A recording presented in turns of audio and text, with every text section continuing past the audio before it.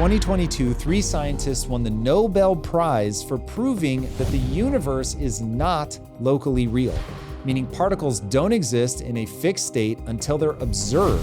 What does that mean in simple terms? The universe only renders when you look at it.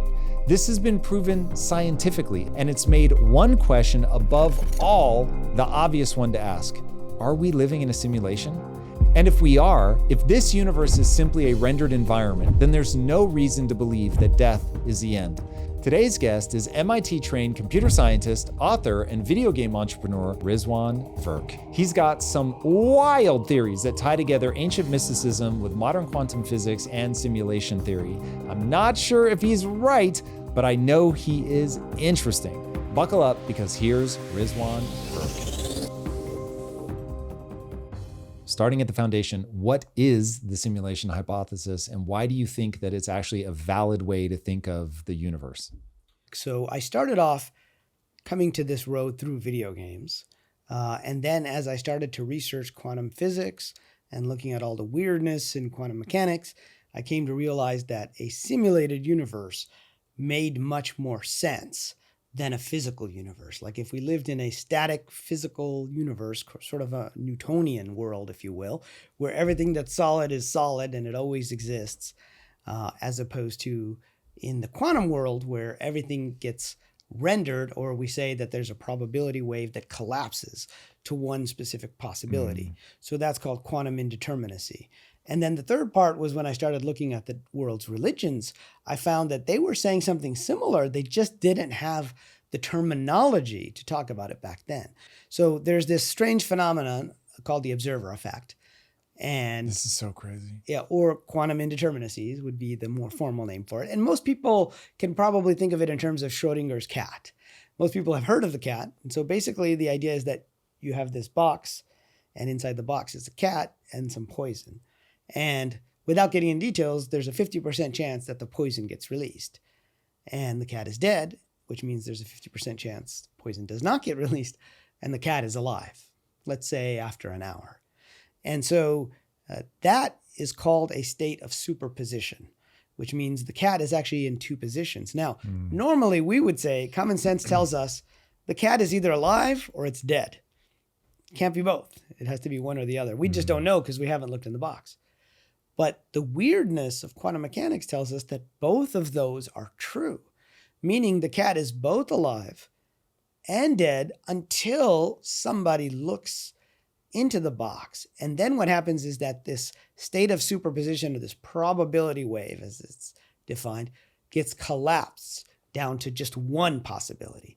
And that's the possibility that we see. So those are the two most popular interpretations. The big question is, why would the universe do that? And we can say, well, why do we do that in computer games?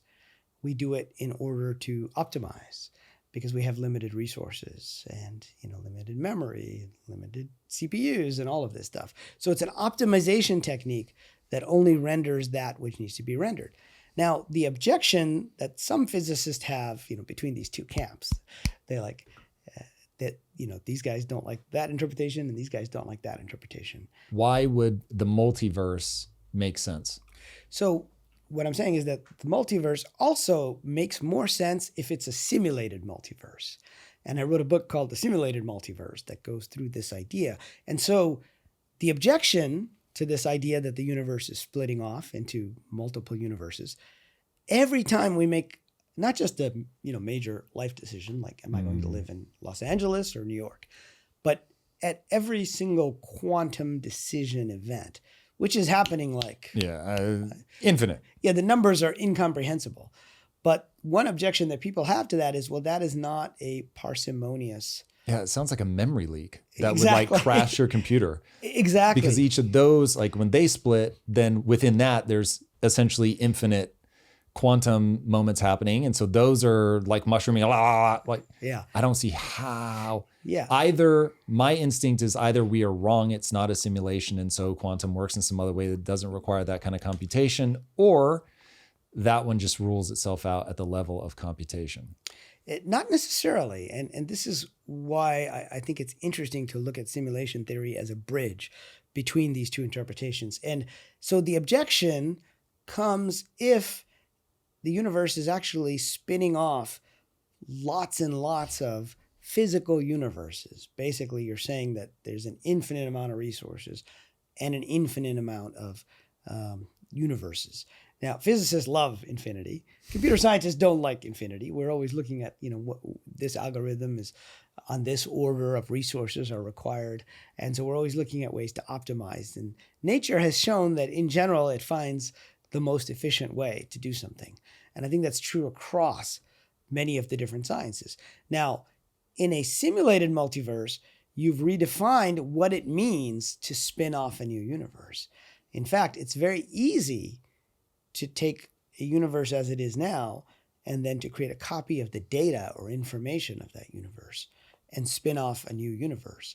And so that universe is only alive while the computation is running. So the idea is that these universes might only exist while they're needed for the computation. And so when we run simulations, what do?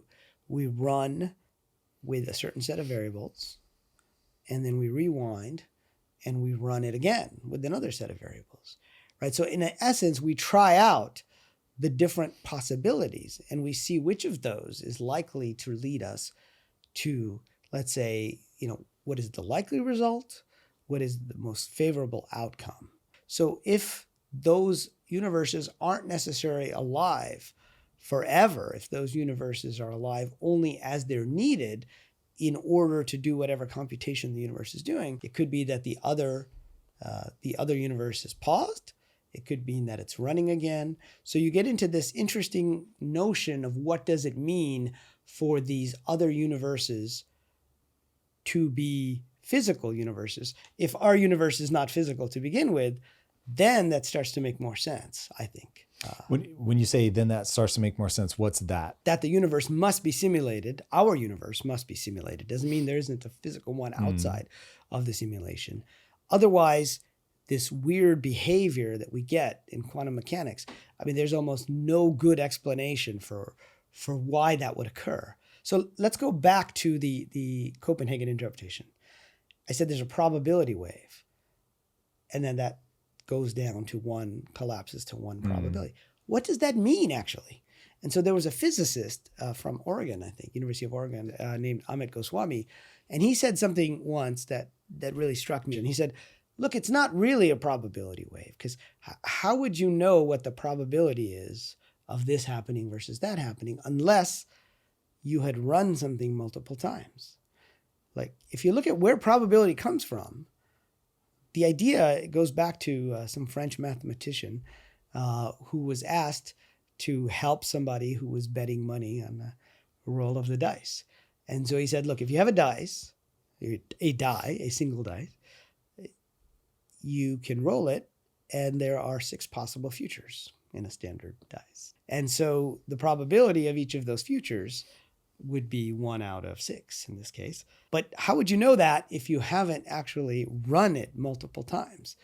So probability by itself implies that there is some amount of repetition going on from which you can make the conclusion that this is a probability. That begins to look like a simulated multiverse.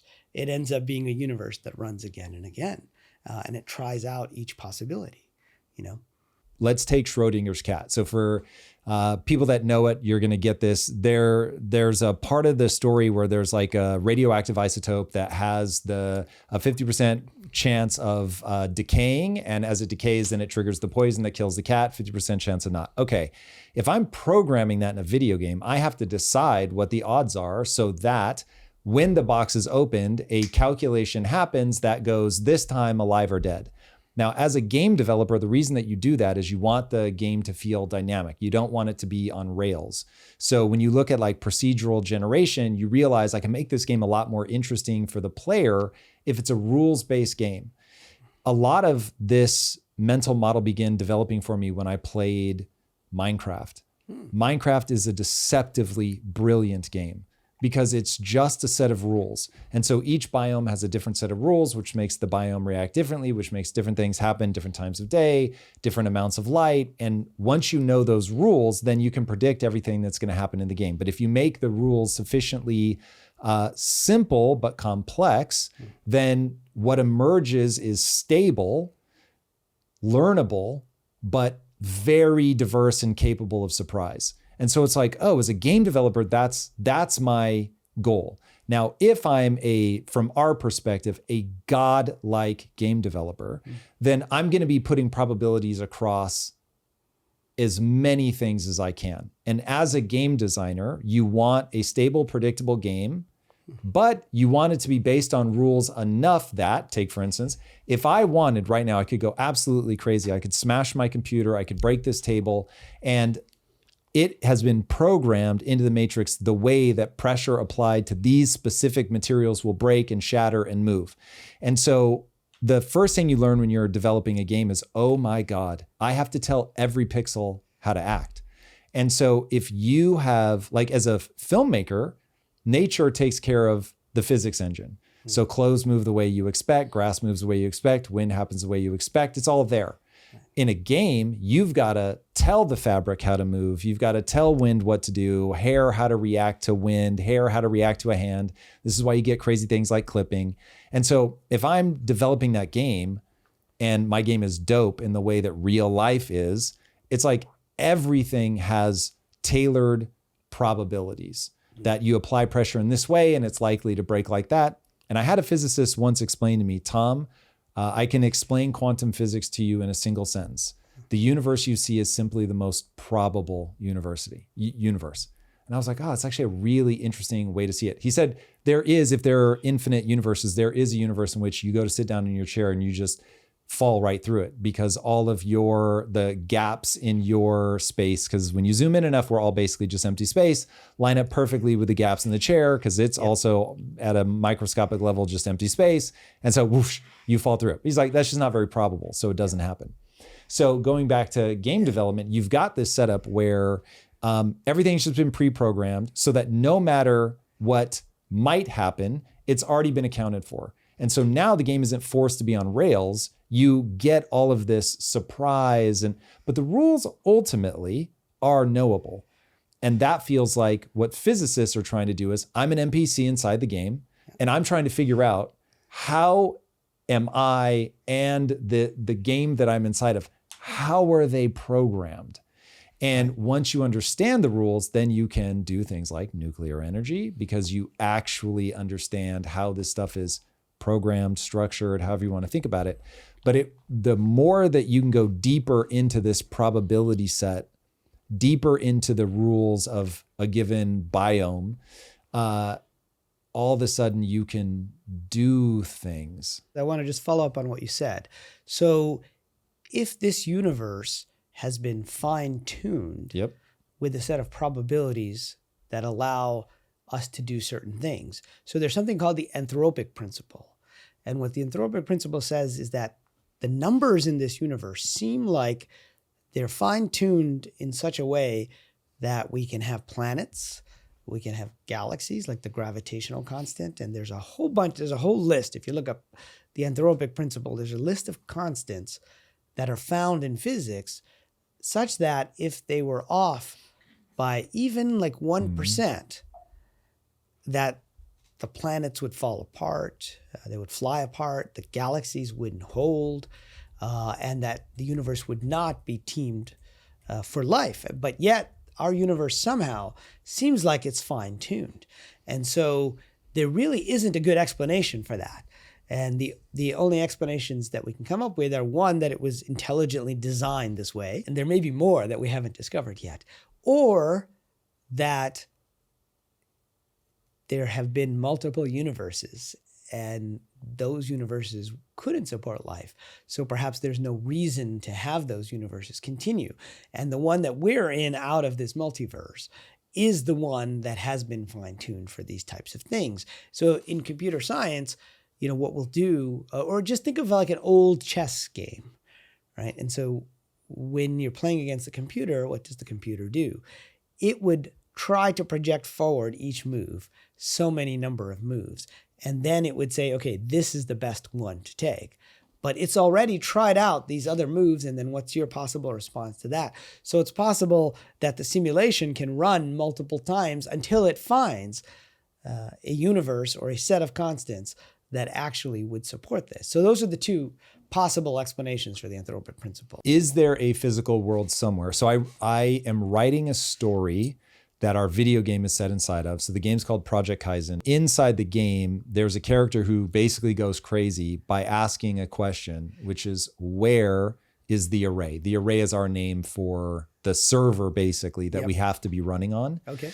Where is that server? Because that means that there's a world beyond the world that you're trapped inside of. Right. And so whenever I hear people talk about this, you're always just pushing the miracle, essentially, of a first mover farther away. That's true. Because then you're just going to ask, well, how the hell does that universe exist? But so let's just say that instead of driving ourselves crazy with where this is, do you believe that there is a material world somewhere? I believe there is an outside the simulation. And I think because of the way that the physical world works. So getting back to what we talked about a little while ago, where you said, this table is all 99% empty space. And if you were to go down, you would find that the molecules, mostly empty space, the atoms, you got the electrons, but it's mostly empty space. And if you keep going down, John Wheeler, the physicist I mentioned at Princeton, got down and said, well, at the bottom level, all that's there is an answer to a series of yes-no questions. And those are basically bits, right? That's what a bit is. It's a 0 or a 1, a yes or a no. And so what he said was he came up with this phrase, it from bit, to suggest that anything that looks physical to us is actually just built of information. But somehow that information has to get rendered in a way that it looks physical to us and that it feels physical to us. And so, my interpretation of that is that means that there is another layer to reality where all of this information exists. But while we're inside, that's where the rendering occurs. And it turns out most physicists will not argue with that first premise that the world is built of information. So I met a Nobel Prize winning physicist at the University of Cambridge last year, and he's like, okay, tell me about the simulation hypothesis. And I said, well, it starts with the idea that the world is information. And he said, okay, that's not controversial anymore in physics. It used to be. I mean, go back 50 years and tell them the world is information. They'd say, you're nuts. The world is obviously physical. We know it's physical because, going back to, Bishop Berkeley was arguing with this guy who was at Dr. Johnson, I think, and Berkeley thought the whole universe existed in his mind. And what Dr. Johnson was kicked a rock and said, there, I just proved, that it's real by kicking the rock. That said, if you're in a video game, you kick a rock, and if the physics engine is well done, then your foot won't go through the rock. So simply saying that there's something physical there isn't enough to say that it's not built on information, because that's the particular arrangement of information. So this second part of how does that information get rendered to look like a physical world and feel like a physical world is where, physics doesn't have an answer for that. Neuroscience thinks they might have an answer for that, but I think the simulation hypothesis provides an interesting answer for that, which is that it gets rendered as part of the computation, and we are able to see only snippets of that information. They get presented to us in certain ways. This is where I think the conversation gets more mystical at this point, because we don't have the answers necessarily, but you can look at all the various religious traditions, and they always use the metaphor of the dream, that the world is like a dream world, and that you wake up from this dream and you realize it wasn't a real world, but I thought that it was real. And so you get into this metaphysical type of conversation. In the Hindu traditions, for example, they have that the whole world is a dream of the god Vishnu. And then when he wakes up, the whole world gets destroyed. And when he goes back to sleep, the whole world gets conceived again. And then you have this idea that the world is Maya, or an illusion, within the Hindu scriptures. And you find the same terms being used within, say, the Islamic scriptures, where they say the world is an enjoyable delusion.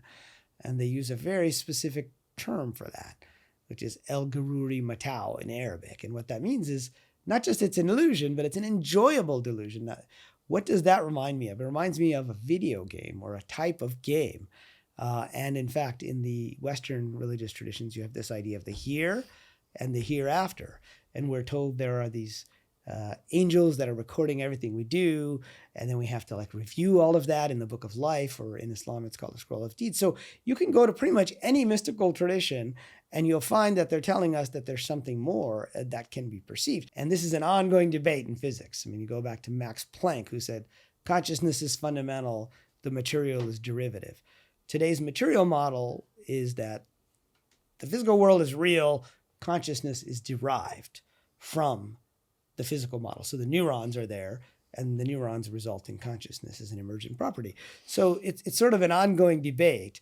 And we end up in metaphysical territory, I guess, is what I'm saying, when we go down that debate. Is the pursuit of answering this question meaningful in any way? Well, I think it is. But again, it gets back to this issue of whether we're NPCs in a video game or we're not. So if you think back to Pascal's... Because one is meaningful, one is not meaningful? One is more meaningful, I guess I would say. Okay. What does Pascal tell us? So what Pascal said was, I can wager there is a God or there isn't a God. Meaning basically in the Western traditions, if you're good, you end up going to heaven. If you're bad, you end up going to hell. And he said, if I act like there's a God and there is a God and I've acted well, then I'm golden because then I get to go to heaven. He said, on the other hand, if I act like there is a God, but there is no God, meaning there's no afterlife, then it doesn't really matter, right? Either way, whether at that point, it doesn't matter whether you acted good or bad, but if you acted good, then, insurance policy. Fine. Let's say you're at zero. Yeah, it's like an insurance policy. On the other hand, if you act badly in the way that you could end up in hell, if there is a God, you think of it as minus 1 million points. So I drew this out like a video game, right? If you go to heaven, it's plus 1 million points. If you go to hell, it's minus 1 million points. And if you act badly and there's no God, then it doesn't matter, but it actually does matter. So he says it's better to just pretend like there is a God, whether there is or not, as an insurance policy. And so this one philosopher used this same argument to say, well, we should not try to find out if we're in a simulation. And he said, because if we do, then the simulators might shut us down, right? So if we try to find out if we're in a simulation and we are actually in a simulation, the simulators might shut us down. And if we try to find out we're in simulation and we're not in a simulation, then it may not matter. But on the other hand, if we don't try to find out if we're in a simulation and we're in a sim, then the sim keeps running because that may be part of the reason for the simulation. And then in the other case, it doesn't matter. So it's the same kind of 4 quadrants that you come up with, right? And I don't necessarily agree with that, but we don't know what the purpose of the simulation is. Perhaps the purpose of the simulation is to see if we will get off the planet, if we will destroy the planet, if we will build intergalactic species. Perhaps there are other people on other planets to see if we are able to connect with each other. But we might ruin the experiment in that version if we happen to know we're in a simulation. Or the purpose might be to see, how long does it take us to finally figure it out, and how many times do they have to run this simulation? Like what things need to happen for them to get to that point. And so now we get into the metaphysical version, where if you look at the religious traditions, you have this idea of a soul, and then you have a body, and the soul goes into the body. And in fact, they end up using such similar language or terminology or metaphors for how that very mysterious process works. They end up saying the soul clothes itself in the body, just like your body puts on clothes. So they're using a metaphor of putting on clothes, so you can kind of understand how that works. Now, in the Eastern traditions, they say you go in, you put on a certain character, you come out, you go back in, and you play a different character along the way. In the Western traditions, or the Abrahamic religions, right, you might say that we just do it once, and then we're in heaven or hell afterwards. But it's the same idea. Either way, we're saying that we have put ourselves into this game for a reason, into this false delusionary world that we are in. And how do we determine, what happens in a video game? Usually we give the characters an outline for the game. So you choose a character, right? Like when I was young, we used to have Dungeons and Dragons, and we used to have the character sheet, which almost all modern role-playing games are based on that idea. And we would choose the race, we would choose the background, we would choose the likely profession or the profession of that character. We might roll some dice and we would get different attributes. So there's an element of randomness in that. But then you also have a storyline that you're trying to fulfill in, say, a campaign, for example. And then we have a bunch of quests or achievements along the way in modern video games, right? We'll be back to the show in a moment, but first, let's talk about why splitting a dinner bill should never be complicated. When you need to pay someone back for coffee or to split an Uber, it should happen instantly, not in 3 business days, not after confirming your routing number for the 5th time, right now. Cash App makes money moves simple. Fast sign up, instant transfers, no bouncing between multiple screens, no wondering why your transfer is still pending, no awkward follow-up texts asking if someone got your money. While other apps make you wait and wonder, Cash App just works. The tools are right there to help you cash in. Send money, receive money, done. For a limited time, new Cash App users can use our exclusive code to earn some additional cash. Download Cash App and sign up. Use our exclusive referral code, IMPACT, in your profile, send $5 to a friend within 14 days, and you'll get $10 dropped right into your account. Terms apply. That's money. That's Cash App. This is a paid advertisement. And now, let's get back to the show. Do you leverage this like if you're going through a rough patch and you just start thinking to yourself, okay, hold on. The right orienting mechanism here is to assume that I'm playing an RPG. I have chosen this character, so let me make the most of my time? Exactly. I think you're seeing exactly where I'm going with this, is that in that case, when you have difficulties in the game, I mean, in a video game, you don't necessarily give up when you have a difficulty. You go and you keep trying to work that specific challenge again and again. And you might have a tree of quests or achievements that you're trying to achieve. And some of them may not be unlocked until after you're able to, achieve the first few in the tree, and then that unlocks other parts of the tree. And some of them you do in conjunction with other people, right? You might say this is a multiplayer quest. And you might say, okay, we're going to meet at such and such a time in front of the castle, and we're going to go on this raid, or, whatever the case may be. And so you have this kind of weird purposefulness to it. But the grandfather of the video game industry, since we're talking about video games a lot, was Nolan Bushnell, who started Atari. I actually got to meet him once. It was really interesting. Really fun guy. I got to know his son, Brent Bushnell, who runs kind of a amusement park type. Yeah, company. randomly I've met them both. Yeah. Yeah, because they're here in LA as well. And so, there was a rule back at Atari, and they said, make the game easy to play, but difficult to master. And so it's important that there be some difficulty in the game to make it interesting, because otherwise what'll happen, you'll stop playing the game. And you'll play it once, it's easy to master, and then you'll say, okay, I'm done with that, I want to go on to the next one. On the other hand, if it's too difficult, then you might abandon the game prematurely. And so you need to make it difficult enough for the player. So when we encounter difficulties in our lives, we can think of them as ramping up the difficulty levels for a particular challenge or a particular quest that we're on as part of our storyline. And so again, now we're in metaphysical territory. So what I'm hearing you say is life is challenging, but there's this really powerful metaphor that all through history, people use the modern technology to explain the human experience. I'm no different. That's just how I look at this thing, is through that lens. Yep. I come at it from a very different angle, which is I've had the very startling experience of thinking that it was just a metaphor, to then building a video game and seeing all these parallels, to then the Nobel Prize gets handed out for people who, and I'm going to butcher this, but I really want people to at least have the vague understanding that I have of the quantum entanglement that you were talking about that they won the Nobel Prize for. Let me kind of explain that part. If we have light that's coming from, say, a quasar or some big object that's really far away, like 1 billion light years away, and then that is coming to Earth, it's going to take how long? 1 billion years, right? It's 1 billion light years away. The light is going to take 1 billion years. And then there's something in the middle between the quasar and us, let's say a black hole or a galaxy or something that's a gravitationally large object. Then the light has to go to the left or to the right of that object before it comes here. And we can measure the polarity of the light, let's say, and to figure out which way it went. So this is kind of like the equivalent of 2 slits. It just happens to be going around an object. And suppose that object, that black hole, is 1 million light years away from us. Okay, so when would the decision of whether to go left or right happen? Now, common sense, in a material universe where time, is linear, that decision would have been made 1 million years ago. So before humans were really around on the planet, and certainly before we had any recorded history, maybe after the dinosaurs. But it was long enough ago that it's in the distant past. And so that decision about which way the light went is not made until the measurement occurs of the light today on Earth.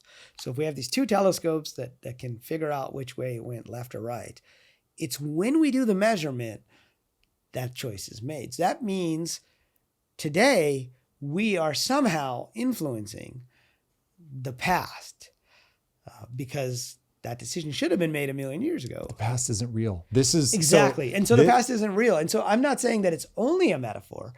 I'm saying that shows us that the past doesn't really exist in a single format in the way we think it does. Correct. So rather, this is it gets where filled in like in a video game or like in a Philip K. Dick story where they have false memories.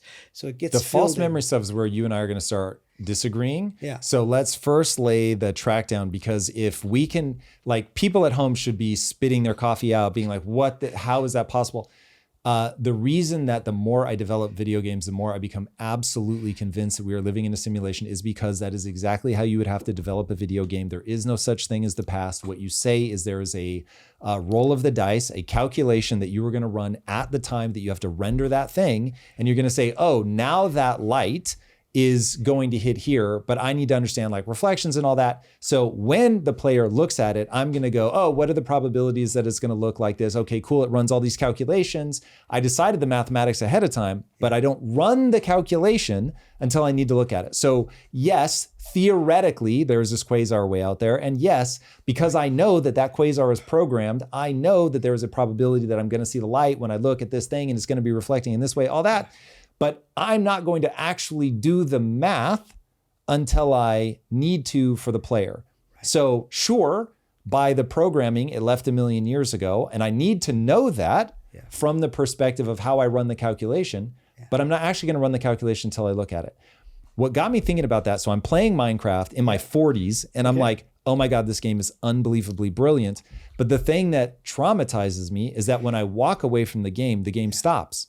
Yep. And I was like, but what if you could take the server clock and have it keep ticking even when you're not there? Right. And I was like, what if I could set up a set of rules that instead of growing crops of wheat, that my civilization keeps advancing and that I could walk away from the computer for a year and I could come back and whatever server tick I assign, let's say I assign every server tick is 50 minutes in the real world, but it accounts to a week or a year or whatever inside the game. And there's a certain set of rules, constant dice being rolled. Now, I don't roll the dice until the player comes back to the game and says, I want to go to that place.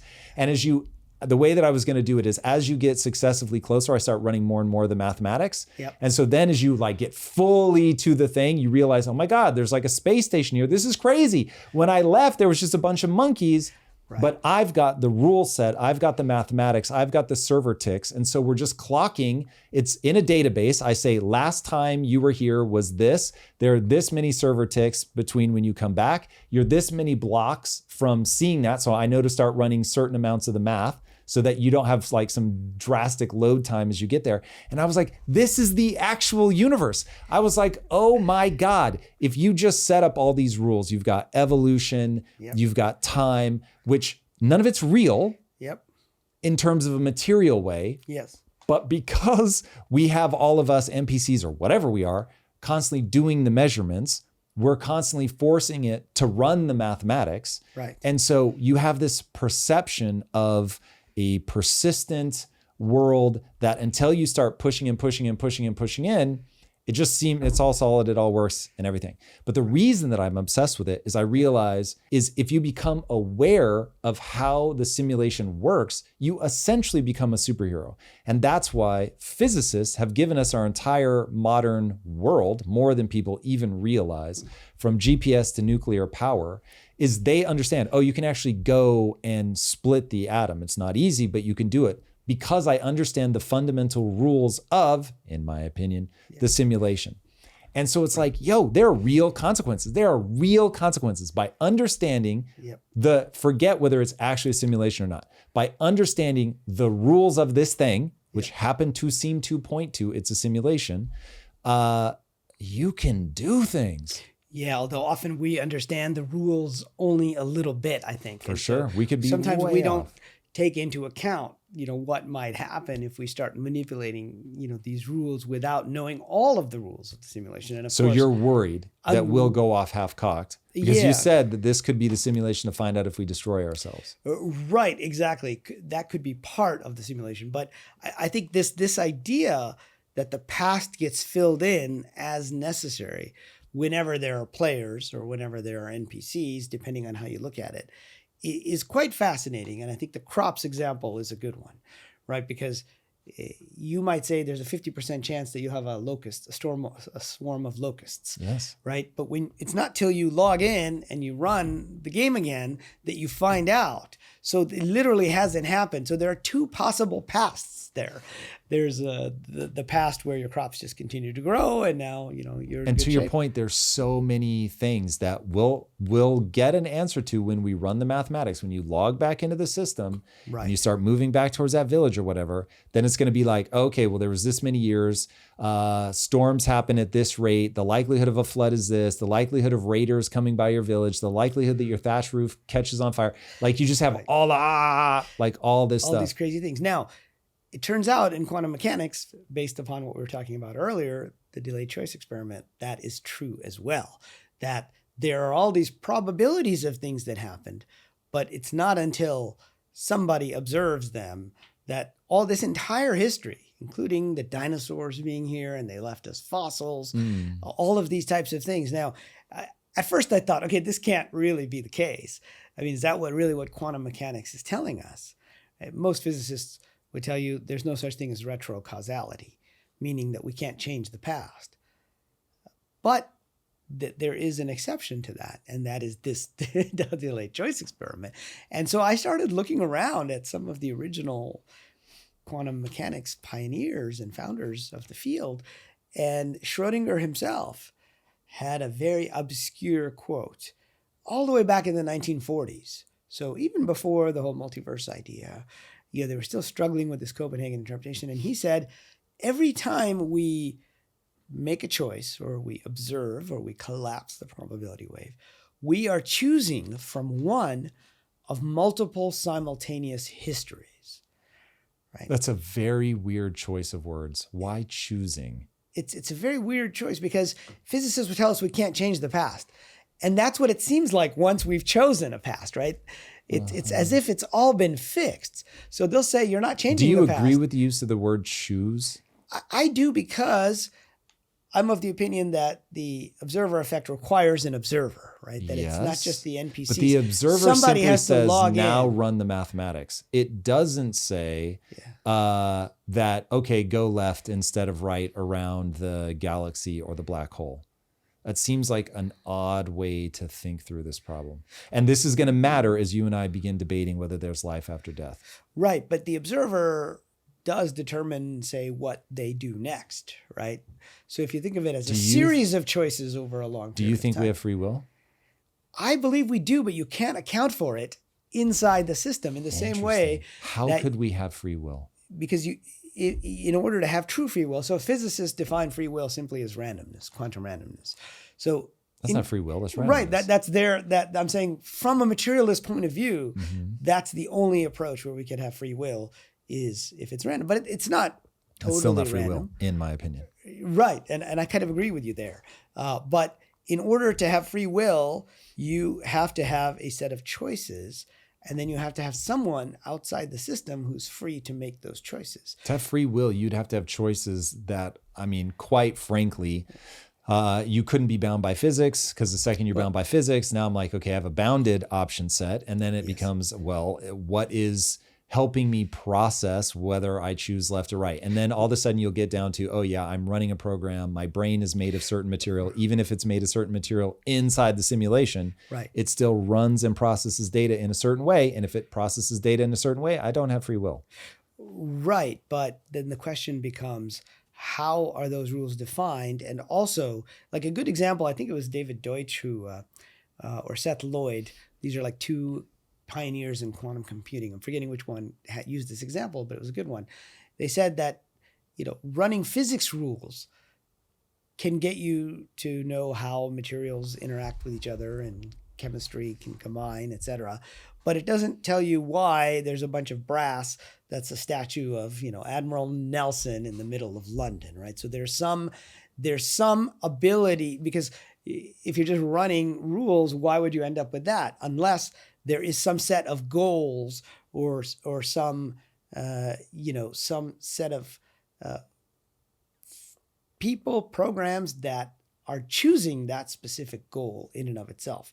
So I think you can set up a pretty simple set of rules around evolution is going to get you there, because nature is deceptively simple from a survival standpoint. That is just motivating you to have kids that have kids, but then you're trying to get this one animal has gone down a path of cooperation, and so then you realize there are going to be certain mechanisms in the brain that you have to plant for cooperation.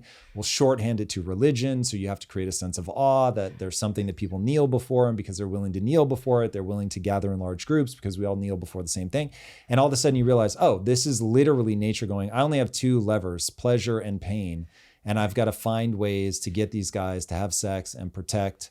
I mean, it's one of the options. This is one where we probably have to be careful to stay in base assumptions. My base assumption is that we operate on a finite set of rules, and those rules run on a computational device of some kind. The computational device has a nature, meaning that there are, I'll say circuits, who knows what it actually does, but like electricity can only travel in so many paths on the circuit. And to your point, if this is bits of information, it's either on or off. So like once you boil it down to its simplest, we're a very complex automata, but I don't see any way that we're not automata. Right, but if you think of automata and how they work, let's look at AI today. So for example, LLMs are based on essentially a very simple architecture at the bottom level. But they get incredibly complex when you start talking about layers of neural networks. But I mean, even back when I was studying computer science back in the day, we had this idea of taking a neuron and a neural net type approach, even back in the 90s, where they were using this approach where the neuron fires or doesn't fire after a certain period of time. But if you look at AI, most of the AI in what I like to call wave one AI was a rules-based AI. So it was more about expert systems and defining rules and how to do things. And then they realized, we have to use a bunch of different data. And so today's AI is more based on machine learning algorithms, deep learning, all of this stuff, and it's based more on neural networks. So it's more based on You data. don't think neural networks operate on rules? They do, but they operate on very small rules, very simple rules. Yes. But it's not always predictable at a high level. Even today we have hallucinations, right? Because of those rules. But we have those is it the level hallucinations. of complexity or the pre-programmed set of probabilities? Because to me, and maybe where we're disconnecting, I have the base assumption that probability does not equal free will. Randomness does not equal free will. So then what does equal free will? There is no free will. So free will would be that you're not using a processing device that has a nature. And this is why, to me, do you know Phineas Gage? No, I don't. To me, this story just literally shuts the argument down. People always push back. I find it crazy. But Phineas Gage, real person, he was working on a railroad, hit a tamping rod, and it misfired. It shot a 3-foot metal rod that was about that big around up through his cheek and out the top of his head. He lost a teacup's worth of brain matter, never lost consciousness, but was never the same again. Now, the reason I would say he was never the same again is that even if we're in a simulation, the simulation has a set of rules that go all the way down to the cellular level, how cells combine and we pull in mitochondria and all that. Through a process of evolution, it's like you just set those rules and they go. So you get to the point where this NPC processes data through, again, it's all synthetic in the sense that it's a simulation, but their cells are used in this incredibly complicated NPC in his brain. The brain has physics, so it will respond to traumatic force and all that. It has an inflammation response and all that. And so if in the game you cause that trauma, then it's going to alter the way that NPC processes data. And so I'm just saying, whether I'm an avatar somewhere else, like Matrix style logging into this body, I'm still now processing data through this body. I have lost sight that there is anything else. My base assumption is that there is nothing else. Everything is a simulation on this level. Yeah. And there's just a set of rules. And the set of rules gives birth to what we call biology. And if you disrupt that biology, there are consequences. Right. And so you lean towards the NPC version, and that means I'm locked inside my biology. That's my punchline. And if I'm locked inside my biology, I don't have free will. But if you're in a video game, I have these rules of what will happen if I do X.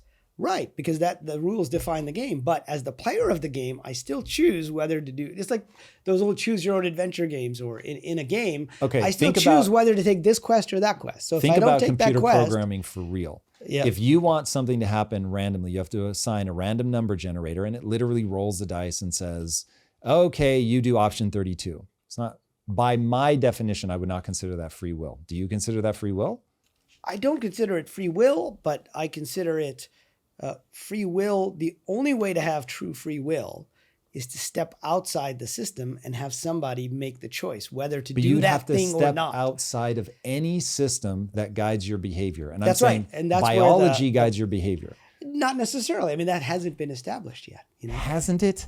I don't think so. I just told you the Phineas Gage story. It's still no, and I'm not saying that, but what I am saying is that there is still debate about whether consciousness survives, for example, death. Right now we're back at yes. This is exactly what I want to argue about. So first of all, I want to say my fundamental belief in life is nobody knows anything, least of all me. So while I'm going to present myself, you seem pretty sure, 100%, and I think that's the only wise. I have strong convictions, loosely held. Yeah. So I know I'm wrong about something. We may not even be in a simulation. I could be wrong that foundationally. I'm super open to that. I love this stuff so much. But I can't follow anyone's train of logic that is saying that we have free will. We can talk panpsychism, where we're like a radio with an antenna that receives consciousness. Like, we can talk about it however anybody wants, and I still don't see how we ever end up with anything other than we're a processing plant that follows a set of rules, and that to me isn't free will. And I don't know that maybe the audience doesn't care and we don't bog down in free will, but to plant a flag so I can track your base assumptions. Yeah. You believe we have free will? Well, the reason I wrote this book, interestingly enough, is because I think that the simulation hypothesis provides a common language between those who believe we have free will and those who believe we don't have free will. Because there is this spectrum, right? In the NPC version, I agree, we don't have free will because it's just a set of rules. In the video game version, the player has some amount of free will. So for example, I might choose as my player, to go on this particular quest to, go fight the Goblin King. Now, if I as a player never decide to go down that path, then that specific set of circumstances never happens. So you still have this opportunity to choose. And that's where I think in the religious side, there's this idea that consciousness exists beyond the body. And in the materialist world, there's this idea that it is just physical, and that's all it's based off of. It's just simple biology, right? And so what's interesting to me about the simulation hypothesis is that it could actually accommodate both of those. If we're inside a simulation, you can have all of the rules of the game that are there.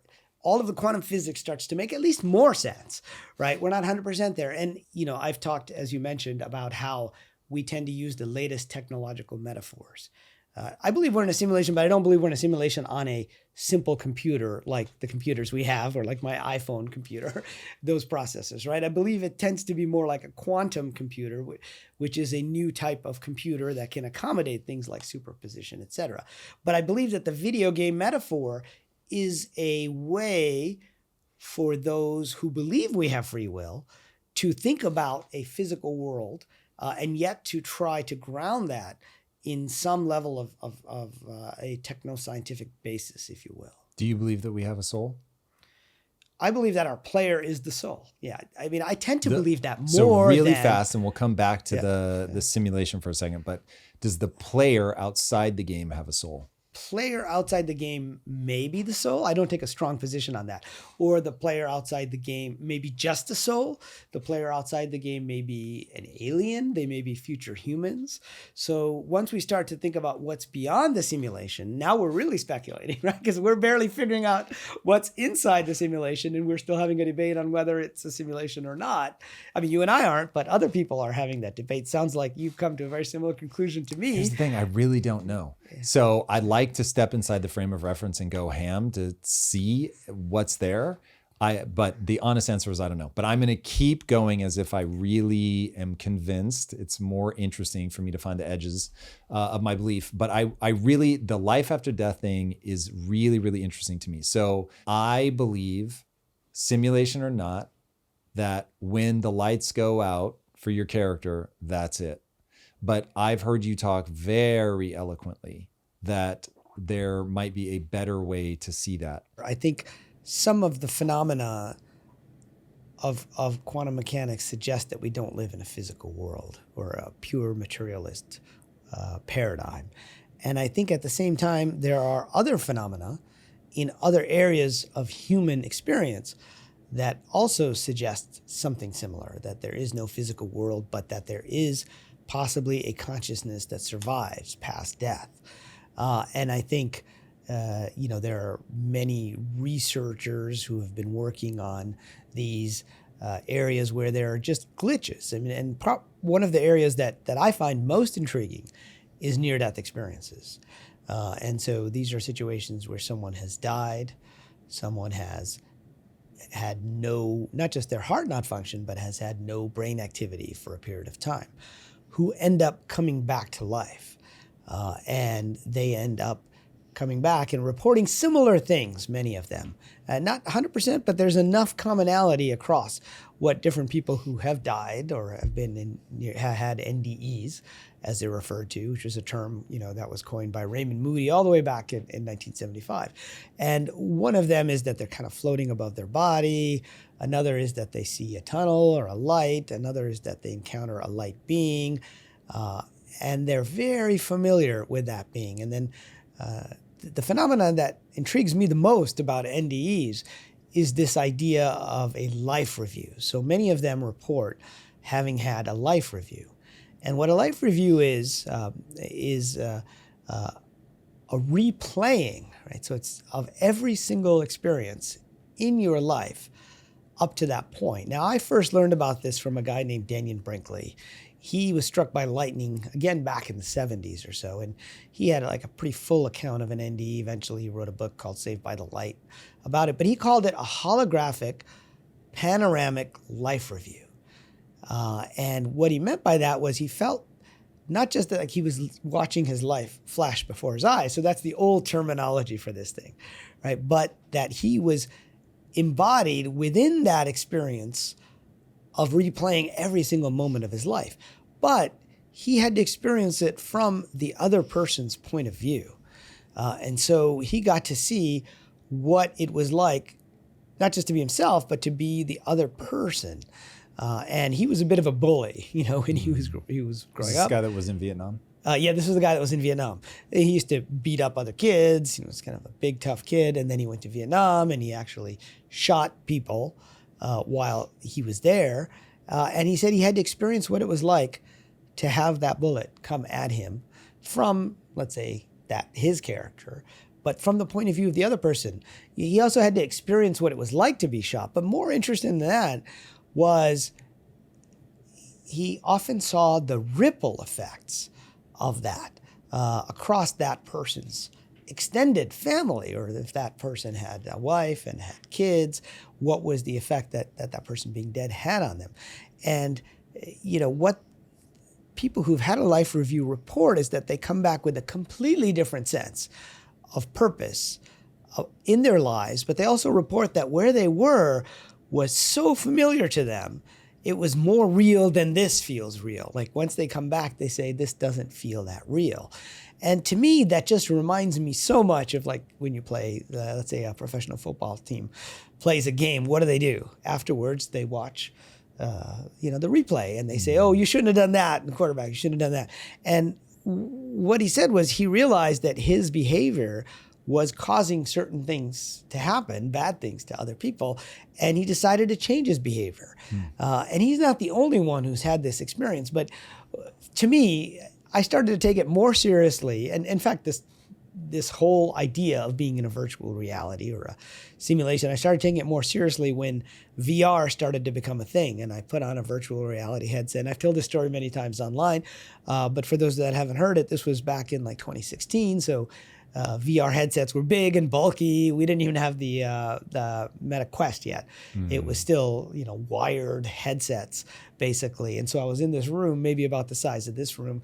The wires were coming down from the headset. I put it on and I started to play this ping pong game. And after a while, it started to fool my body into thinking that this was a real game of table tennis, right? So much so.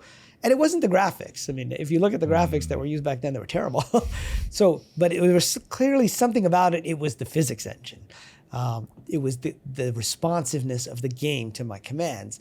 So much so that I tried to put the paddle down on the table and I tried to lean against the table. And of course, the VR controller fell to the floor. And of course, I knew I wasn't, playing a real game of table tennis. How could I not? We had what we called a toaster on your face back then. And even now, whether it's the Apple Vision Pro or it's the Meta Quest, we're still dealing with big form factors. But it was then that I began to consider how long would it take us to build something with rules that are so realistic and that the world looks so realistic that we wouldn't be able to actually distinguish between a physical universe and a material universe. And then at the same time, there was a startup in Silicon Valley that was able to take a gameplay session of a game like, I think we had World of Warcraft, League of Legends was another one, a popular esports game, and particularly Counter-Strike Global Offensive. Right? And so that's a first-person shooter. I mean, it's set in like a, place like Iraq or someplace, let's say. And in that, you're shooting people. But we could go back and replay that entire game from any XYZ coordinate. And so literally we could see what it was like to be shot by our character if we wanted to.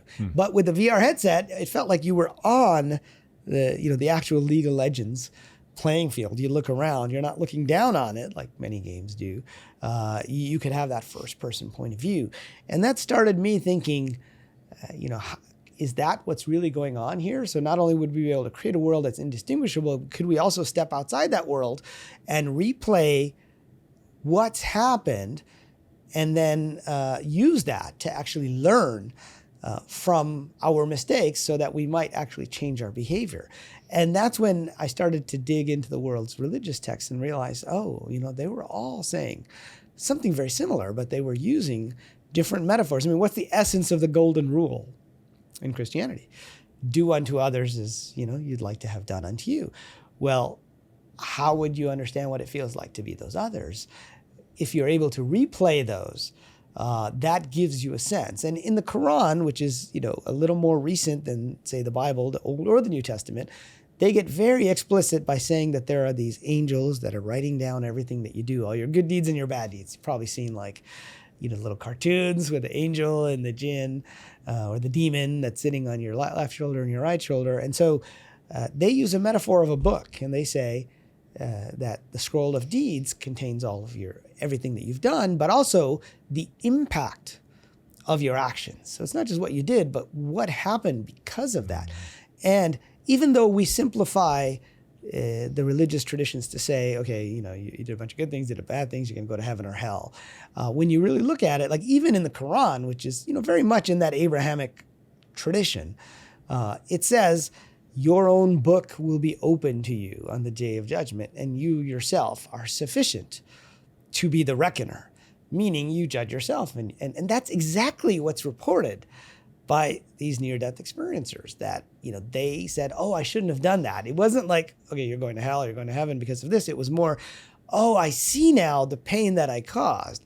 And the more people that I've met, like I remember recently meeting somebody who had a life review, and they said something to their mother. They didn't think anything of it or their aunt, they were supposed to meet her, but and she had a garden, and somehow as a little girl, she just ran across the garden and then ruined it. Or I forget the exact story, but it was a case where she stepped into being her mother or her aunt.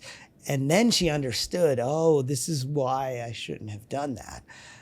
And so to me, that's yet another indication that what we're living is some kind of non-physical reality, but one that can be replayed. And how would that work if we weren't in a simulation? It also indicates to me there's a part of the game when you step outside of the game that you can learn lessons from it. And I believe that all the religious texts of old used metaphors. They used technical metaphors. I mentioned earlier that the soul coming in the body. Nobody knows how that works if you're try to dig down on it, right? But we can think of it almost as a metaphor of putting on a virtual reality headset, and they all agree that there's a level of forgetfulness. So while we're here, we go into NPC mode often. We forget. But when we die, we remember, oh yeah, this is what I was going to do. I was going to be an entrepreneur. I was going to be a writer. And I myself have had this personal experience. When I had my health crisis, which was I had heart surgery. Now you can come up with the logical reasons why I had heart surgery. You could say, cholesterol, genetics, heart disease. My father had heart disease. My mother was diabetic. Therefore, I got a double dose, right? And of course, what I ate, all of these types of things. But what was interesting to me was during that experience, I had this strong sense that I had already laid out my storyline and that I wasn't getting to the second part of the storyline. Like I was spending all my time on the first part of the storyline, which was being in Silicon Valley. Because at that point I was actually running. And are you sort of, I know at one point you said you'd sort of dip in and out of consciousness. This wasn't a near-death experience. It wasn't a near-death experience in that technically I wasn't dead, and I don't remember what happened during the operation itself. But so this started to happen to me while I was recovering. In an awake state or a sleep half state? Awake, half asleep. It's like that hypnagogic state. Because I would just, if you've ever seen, heart surgery, it's about as much violence to the body, as you can do. And may often have unintended side effects. But as I was recovering, and it took a long time to recover. And during that time, I would kind of go in and out of consciousness. I knew I'd be falling asleep, really, but it was in that middle state that I remembered the most, because you don't always remember your dreams. But it was during that time that I actually got a very concrete message during those visions of these other beings that were there to take care of me and help me resuscitate me back to health. You could see them? I could see them in my mind's eye. I mean, they weren't physical because. So you had a sense of, I know they're not physically here with me in the room. Right. They're somewhere else, right? Okay. I'm sort of dipping in and out, right? So imagine if you were in a VR headset, you took the headset partly off. You could see what's going on here and you could see what's going on there. And then you can get fully immersed here, or you can be, fully out of the game. It was now, out of curiosity, as that is happening, why does your hypothesis become this is tied to sort of being half in, half out of the simulation, that there are beings that look over us, versus your mind making up a story that's somewhat dreamlike? It certainly could be that. And I think that's the conventional explanation for even near-death experiences, right? That it has to do with chemicals and neurons firing. Except that what you get are very coherent instances of people. I mean, you can talk to nurses. This is interesting. If you talk to doctors who take a very materialist perspective, they'll say, oh yeah, there's no such thing, it's all material. But then you talk to nurses and they'll tell you stories all the time, and they'll say, yeah, this person, while they were under surgery, remembers, they describe a guy coming. Somebody told me this last week, there was a guy who only came in for like a second to check some measurement on some device and left, while they were completely unconscious. And yet they were able to not just tell me about them, they were able to describe the clothes they were wearing. In other cases, you have people who are describing things that were happening outside of the room with their relatives, or that so-and-so, was on a plane. There are all these coherent things that come out of it that can't be explained in a purely materialistic world. And so that's where, since I didn't have a near-death experience, I don't go that far, but I almost consider that I was having these subjective little simulations or dreams, if you will, in the sense that the beings that I saw weren't necessarily physical beings, but they kind of were guiding me and telling me, okay, do you remember now? Do you remember this was your storyline? These are the different paths that you could take. Almost like a chessboard was laid out, and they said, here's the different choices you could have made in your life, and this is what you're doing now. You said you were going to do this, kind of as if I had planned with them to do this.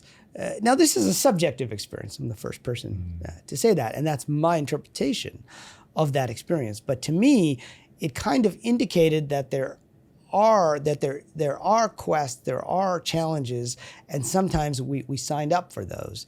And so I've chosen to give a meaning to that actually aligns well with simulation theory. And that's when I started to write this book, because I found that it was one way that we could bring the materialist paradigm and the non-materialist paradigm closer together, when I feel like, it's been kind of going further and further apart. Assuming all of that is accurate, have you hypothesized as to why? Like, if we're in a simulation and there are lessons that we're supposed to learn, and that at the end we go through a review, presumably you teach somebody something that they're about to use. Is it reincarnation? Is it moving to another simulation but with similar rule sets? Like, do you have a hypothesis about why that would be true? Yeah, I mean, my hypothesis is that there's not just a life review, there's also a life preview. When we're choosing our characters and we're choosing our particular challenges and difficulty levels that we're going to achieve, and maybe some of the choices that we might have to make. We're still free to make those choices, but we choose that. So there's a life preview that's more like a character selection, and then a life review. And I think the two are kind of tied together, right? And we're working on different aspects of ourselves. So in a sense, I think of it almost as a cosmic self-improvement program, in a sense, that you go into a game and you try to learn the rules of the game, but you're measured based upon, how you did after the game. And so, one way to approach it is to say the game is totally random. Everything is random. Another way to approach it is to say it's Grand Theft Auto, or, the game is, I'm going to get as much as I can, right? But what people who've had these experiences tell us, and the mystics of old, whether it's in the Western religions or the Eastern traditions, they tell us that the way we're measured is very much about how we treat other people. So I know it sounds really simple, but if that's the point of the life review, that's the point of the game at the end, is, one, how did you treat others and how did you affect them? And two, you were here to work on your arrogance. You were here to work on, Why do you think we forget then? So if we've got these big lessons to learn, we do the review, all of that, why make me learn the lesson and then wipe my memory before I go into the next round? That's a good question, and I think that's one that has, many scholars and mystics have weighed in on over the years. And the forgetfulness is something that's very common in different traditions. So it's not just in the religious traditions. Even if you go back to the Greek, and not just in the modern religious tradition, but if you go back to the Greeks, they have this river called Lethe, and when you cross it, it's called the river of forgetfulness. And when you go back to incarnate, you go back almost to start fresh, to try to relive that life, or to go in and do an incarnation. So it's almost, if you knew everything that you were going to do, you didn't have to choose. So I view it more like, the old saying, tell me something and I'll forget. Show me something, I might remember, but if I have to do it myself, then I really understand. So as a teacher and an instructor, I know the value of making students actually do things. Right? One of the things that's talked about a lot in academia today is, should students use ChatGPT all the time? It was a big issue when it first came out, because a lot of universities were like, okay, using ChatGPT is not really learning, right? You're just getting it to do it. We're getting to the point where now we have to adapt our strategies so that is having ChatGPT review all the pros and cons of an argument, and then you perhaps using that information to come up with a reasoning against those. The process of doing that is the process of learning. So I think we would learn better, when we've forgotten some of that stuff, especially if you play the game more than once. Okay, so in a reincarnational world now, if you're like stuck on all the bad things that happened last time, you're not really kind of embracing the game, right? So that it's not fully immersed. So it's a question of how immersive is the game. And if you remember that it's a game, then you're not fully immersed. You're not enjoying those quests in the same way that you might want to. That said, there are people who step outside the game, and there are many who believe they remember, whether it's past lives or you've had documented instances from, say, the University of Virginia in their Department of Perceptual Studies, where in India there was a woman that died in one village, and then suddenly in another village, a woman who was about that same age but who was married and had kids suddenly got all the memories of the woman that had died in the other village, and now she said she was this person or that person. And it was just a really weird coincidence that would happen, but she had all the memories of that other person. The game allows for that kind of transfer, just not very often? Yeah, I think just not very often, and it may be because it's kind of like saying, here, take over my character, Okay, why don't you take over my character? And then you have the memories of the other character that you may have been playing from before. So it's a big mystery, right? Do you think that the memories that we have influence who we are? I think the tendencies that we have tend to live across gameplay sessions. And so, for example, in this life, I as I said, I knew I was going to be, or at least I thought I was going to be a software entrepreneur and then a writer. There was another part of me that wanted to be like a scholar or a teacher, but I never really pursued it. And again, that was something very unique to me that wasn't there, say, with my siblings who had very similar genetics and very similar upbringing. And you think that comes before the body, before the upbringing? That's an innate thing from the method by which, I assume you're taking an RPG standpoint, so whatever the soul is, the person outside that's plugging into the body and wearing it like clothes, you're saying those things are inherent to that person. Either they're inherent to that person or they've been chosen by that player as characteristics of the storyline. We'll get back to the show in a moment, but first, let's talk about something amazing. I'm talking about the ability to look in the mirror and actually like that hairline you see. Hair loss does not just change how you look, it changes how you feel. And while most solutions involve harsh chemicals and expensive procedures, the iRestore Elite is changing all of that. I know, because I use that bad boy every night. And I'm gonna pull this hairline forward if it's the last thing I do. Now, here's what makes it different. The iRestore Elite uses Lumitech red light therapy, a precise combination of 300 lasers and 200 LEDs engineered to reactivate dormant hair follicles. The lasers provide deep stimulation while the LEDs give you broader coverage. It's the only device with triple wavelength technology, and iRestore is so confident in their technology, they offer a 12-month money-back guarantee. Give yourself the gift of hair confidence this year. For a limited time only, our community is getting a huge discount on the iRestore Elite when you use code IMPACT at iRestore.com. That's iRestore.com, code IMPACT. I want to talk about a big reason many businesses fail to get off the ground. A lot of entrepreneurs fail simply because they confuse being busy with being productive. They're drowning in tasks that have nothing to do with actually growing a business.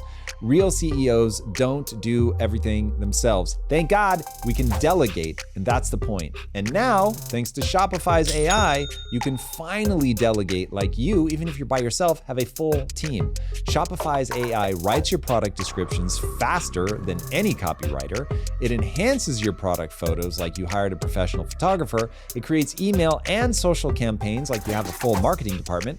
This is not some startup overpromising AI magic. This is Shopify, and Shopify powers 10% of all e-commerce in the US. Companies like Mattel and Gymshark trust Shopify to run their operations. Stop pretending to be busy and start being profitable. Sign up for your $1 per month trial and start selling today at shopify.com/impact. And now let's get back to the show. One thing I want to try to map is, okay, so we're both speculating like mad. For sure, I don't know that the things that I'm saying are true. I assume you have a same sense of like, well, I'm mapping it like this. But do you have what is the thing that you see that you're trying to connect the dots of? So like by saying, like, have you seen in your own life, like, I really feel like an old soul. I feel like I had to have been here before. I hear all these people with near-death experiences and like they're clearly referencing another realm. And I'm trying to bring all these together in a modern technological context. And like, here's what I've come up with. Or is there something else that you're mapping? I think, so what I'm mapping is experiences that people have had with near-death experiences in the modern world and other weird phenomenon like whether it's reincarnation or it's transfer of consciousness or memories of other lives with also what the ancient mystics have been telling us, that this world is Maya or illusion. And so again, they had to come up with metaphors for what does this mean. And there was a yogi from India named Swami Yogananda who came over to the US back in the 1920s, and he became one of the first Indian yogis to really spend time here in the US. He wrote a book called Autobiography of a Yogi, which was like Steve Jobs' favorite book, and he gave it out at his funeral. What was his big insight? He was given a message that the world is like a movie or a film projector. And so he was reinterpreting the ancient ideas of Maya and illusion. And his insight was that the characters are dying, but the actors are still there outside of the game, and that the world itself is made of light and shadow, that it's not substantial. And that sounds very much like Plato's cave. It is very much like Plato's cave. So if you think of the different metaphors, whether it's Plato's cave, whether it's the world is a dream, as in Buddhism, I mean, literally the word Buddha means to awaken. What is it you're awakening from? The concept of Maya or Lila in the Hindu traditions, the concept of the illusion in, say, the Islamic traditions, or the here and the hereafter within, say, the Judeo-Christian traditions. Each of them are using different metaphors, right? And Shakespeare used the metaphor of all the world's a stage and the men and women are merely players in it. That idea of play is one that has persisted over time. And so Yogananda used the latest technology, which was the film projector. In the 1920s, that was new, right? That was a new way to understand. Now, he didn't literally mean there's a big projector that's projecting onto a screen, but he said it's like that. And I think that's where we are today.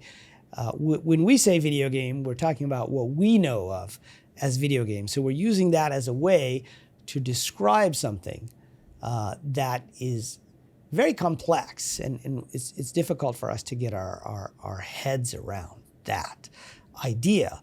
And in the same way that before there were massively multiplayer online role-playing games, we would use other metaphors at the time. So there may be new metaphors that come up in the future, but this is where I'm trying to tie the idea that the world is made of information with this idea that the world is some kind of a hoax or illusion where players are kind of choosing to get in, and when they get in, then they forget, they experience it, and then they come out, and then they review the game. There's an old story in the Hindu traditions of Sushila and Narada. I don't know if you ever heard this story. And so let's say Narada is this proud warrior, and he goes to the god Vishnu. Remember, in that tradition, the world is the dream of Vishnu, but he says to the god Vishnu, I want to understand what illusion is, what Maya is. And he says, well, I can't tell you what it is, but I'll show you. Sounds a lot like the Matrix, doesn't it? In fact, Morpheus is the Greek god of dreams. And so he says, here, step into this pool of water. So let's say this proud warrior steps into the pool of water, and suddenly he's a little baby girl named Sushila. And he grows up as a princess in this kingdom in ancient India. She grows up, she ends up marrying a prince from a nearby kingdom. And then later, the two kingdoms go to war. Her husband goes to war with her father and her brother's kingdoms. They all die, and now she's really sad, obviously. Her whole family's been killed. Then she goes outside the village and she sees a pool of water and she steps in it. And then suddenly she's back. She's no longer Sushila. She's the proud warrior Narada. And then the god Vishnu says, that is Maya, right? It was an element of forgetting, of immersing yourself in this character, and now you can step out. Now, that's just a metaphor, but I think our metaphors today have the ability to bridge this idea that information science is eating all the other sciences. And I think you and I would probably agree on that, in that the physical sciences, in the end, they're coming down to how is information being processed, with this idea that there may be a consciousness or a part of ourselves that exists outside the physical world. And we don't necessarily agree on that part of it, but this idea of how does the information get rendered into something that appears real, that provides us with a way, a framework to think about that, I think. So if we're in a simulation, then I imagine there's a server, and the server processes data in a certain way, and the software has been written in a certain way. And so if I'm an NPC, I run on AI logic. That AI logic follows a set of rules, even if probability is part of it. Do you want it to remain a mystery, or do you feel like this is a knowable thing? I feel like there are elements of it that are knowable, and they're knowable because of glitches that happen and things that don't seem to be able to be explained in a purely physical model of the universe. Even little things like, okay, have you heard the term synchronicity? Which was coined by Carl Jung, and he called it an acausal connection between an internal thought and something that happens in the external world. And of course, in a modern technoscientific world, we would dismiss that there's any connection between you thinking a thing and something happening in the real world. But the other day, I was just explaining this idea of a technological synchronicity. I was browsing the web looking for a backpack, and there was a specific brand that somebody told me to look at. So I was looking at their website, and then I forgot that. And then later I was on my iPhone, and suppose I was in Facebook or I don't know, some social media, and there's an ad for that exact same backpack. And I said, oh, that's weird.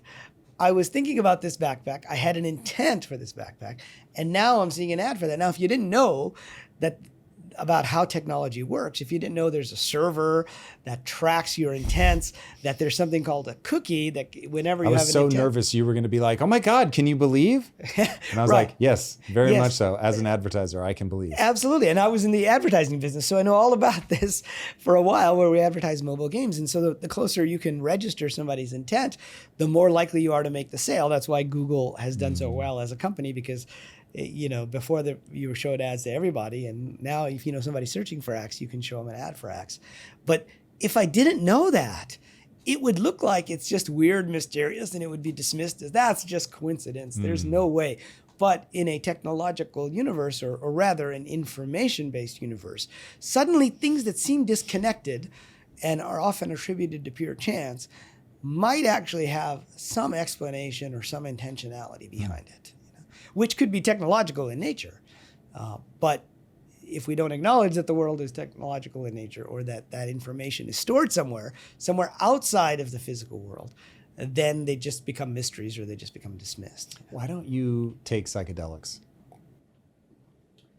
Well, so it's funny. I was on a panel at a conference the other day. It was from psychedelics to synchronicity. And I said, why am I on this panel? I've never taken psychedelics. That said, I have spent a lot of time with people that have taken psychedelics. But why haven't you?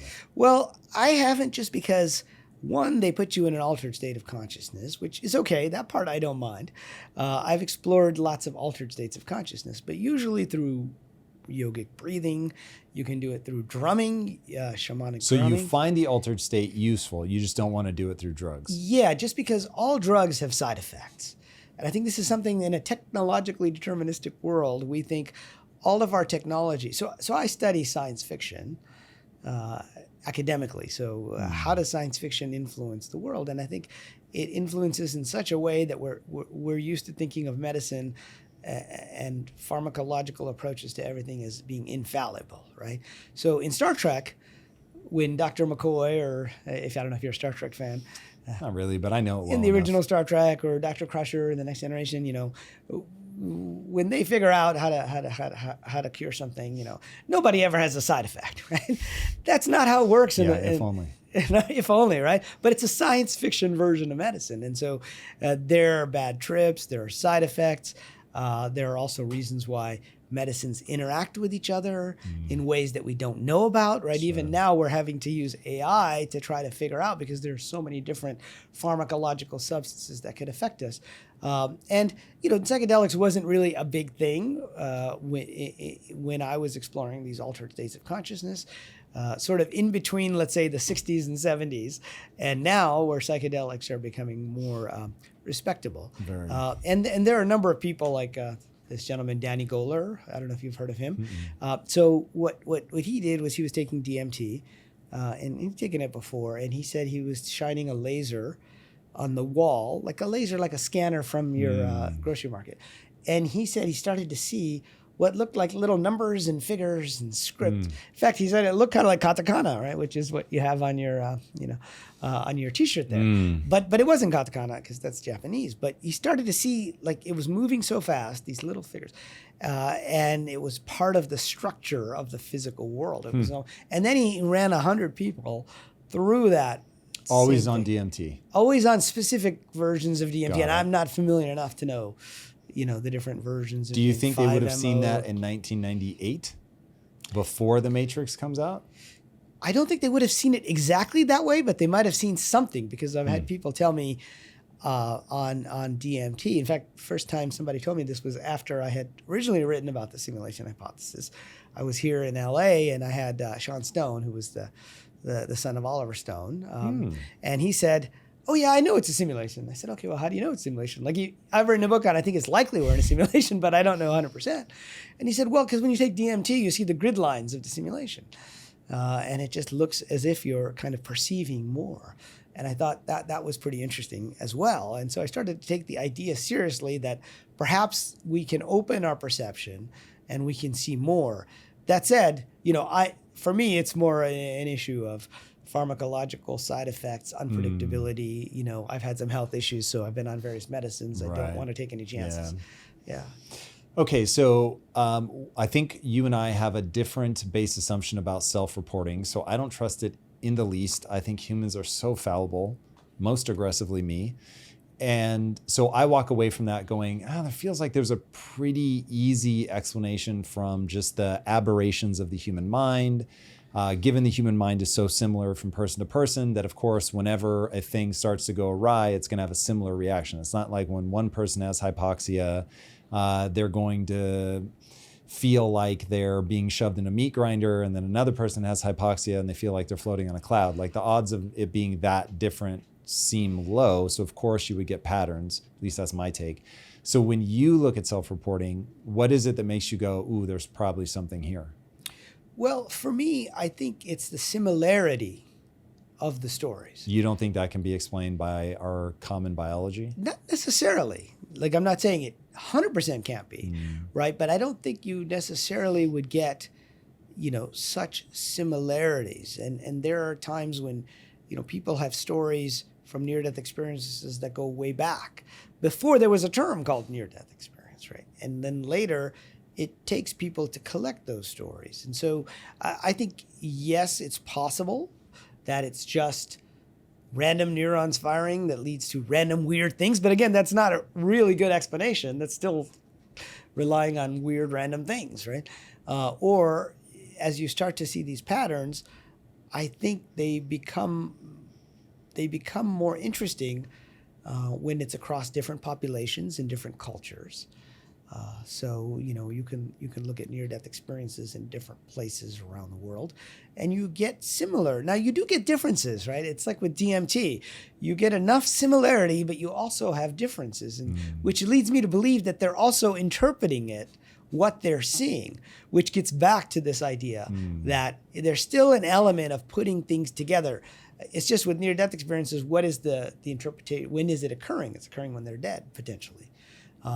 Which leads me to believe that there is a part of reality. There's a way to view things outside. I mean, there's cases of remote viewing, for example, which again make no sense in a materialistic point of view. I've met Hal Puthoff, who ran Stanford Research Institute's remote viewing program back in the 70s from the CIA. I mean, they had many, many instances where a remote viewer who knew nothing about what was going on, including an instance where there was an airplane that had went down somewhere in Africa, and this guy, I think it was Pat Price, one of the remote viewers who was really good at it. I think there's a spectrum. He was able to pinpoint within the continent of Africa. Now, if you look at the size of Africa, it's bigger than it is in a Mercator map, right? We think, it's just as big as, this part of Europe or whatever, but it's huge. He was able to pinpoint, exactly where it was. And Jimmy Carter said that's, would admit later, that's how they found this crashed plane out there. Now you could say, well, that's just random coincidence. Well, yes, except certain people tend to get random coincidence more. Now, that can't be explained in the materialist model. So I think you have to look at the glitches, the outliers, the things that don't work, and say, well, what if there's a better model, just like I was saying with the backpack example? What if there is something that ties this together? What would that look like? And then we can start to speculate about what that might be. Well, in games, we have a virtual camera.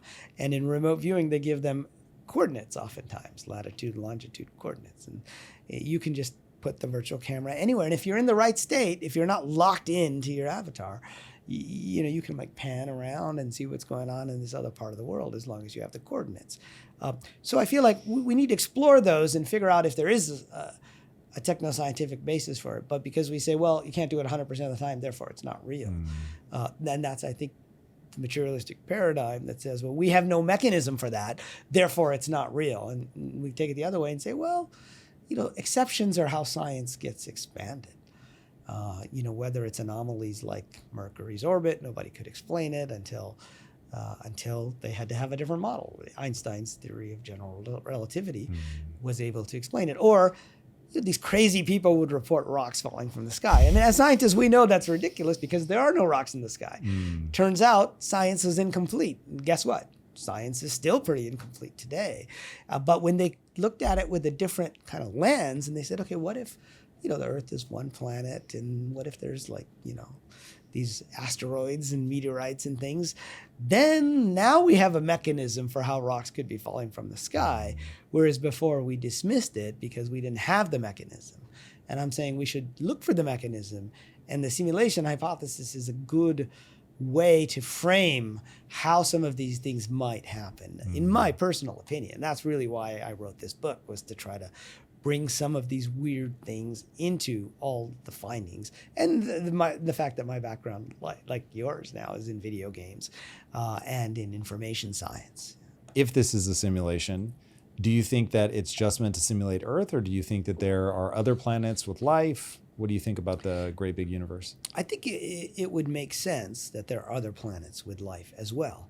That said, there's a game called No Man's Sky. It's a great game. Yeah, some people like it. Some people say when it's it boring. Came out, people slashed it for pretty just reasons. But over the 5 or 6 years that it's been out, it's pretty impressive. Yeah, they've done a nice job of continuing to push and develop and all of that. But it's 2 to the 64 power number of planets, or some just ungodly number. Was it 18 quintillion worlds? Yeah, it's right. Massive. And now, if you didn't know, 2 to the 64 is 18 quintillion. That number wouldn't necessarily make any sense. But they obviously didn't design all those worlds, right? They fill them in as needed. Right. Rules-based. Procedurally and they use procedural generation while you're there.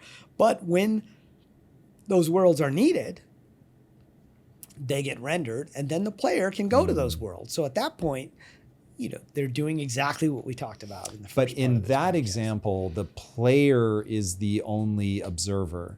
Do you think that there are other planets with observers on it, or there certainly could be. There's no reason why there shouldn't be more than one planet. Is it possible that we are being observed, and that's the only reason that we're running? That's very possible. If we're in an NPC universe, are we the ant colony that the aliens happen to be coming by to check out right now? And so we've got the processing power. There are people that believe that. How crazy would that right? be? Have you read the 3-body problem? Yes, I have read the 3-body problem. Man, such an interesting concept that you could have these really tiny particles that we'd never see that could fly through our bodies because they're so small, but that can actually watch and record and listen. Yeah, what was the term? What was the term they used for that? I forget. It starts with a P. The particle. Yeah, that I was believe like we could look it up. a single particle. Yeah, if you have your laptop there. Let's see. It was a single particle.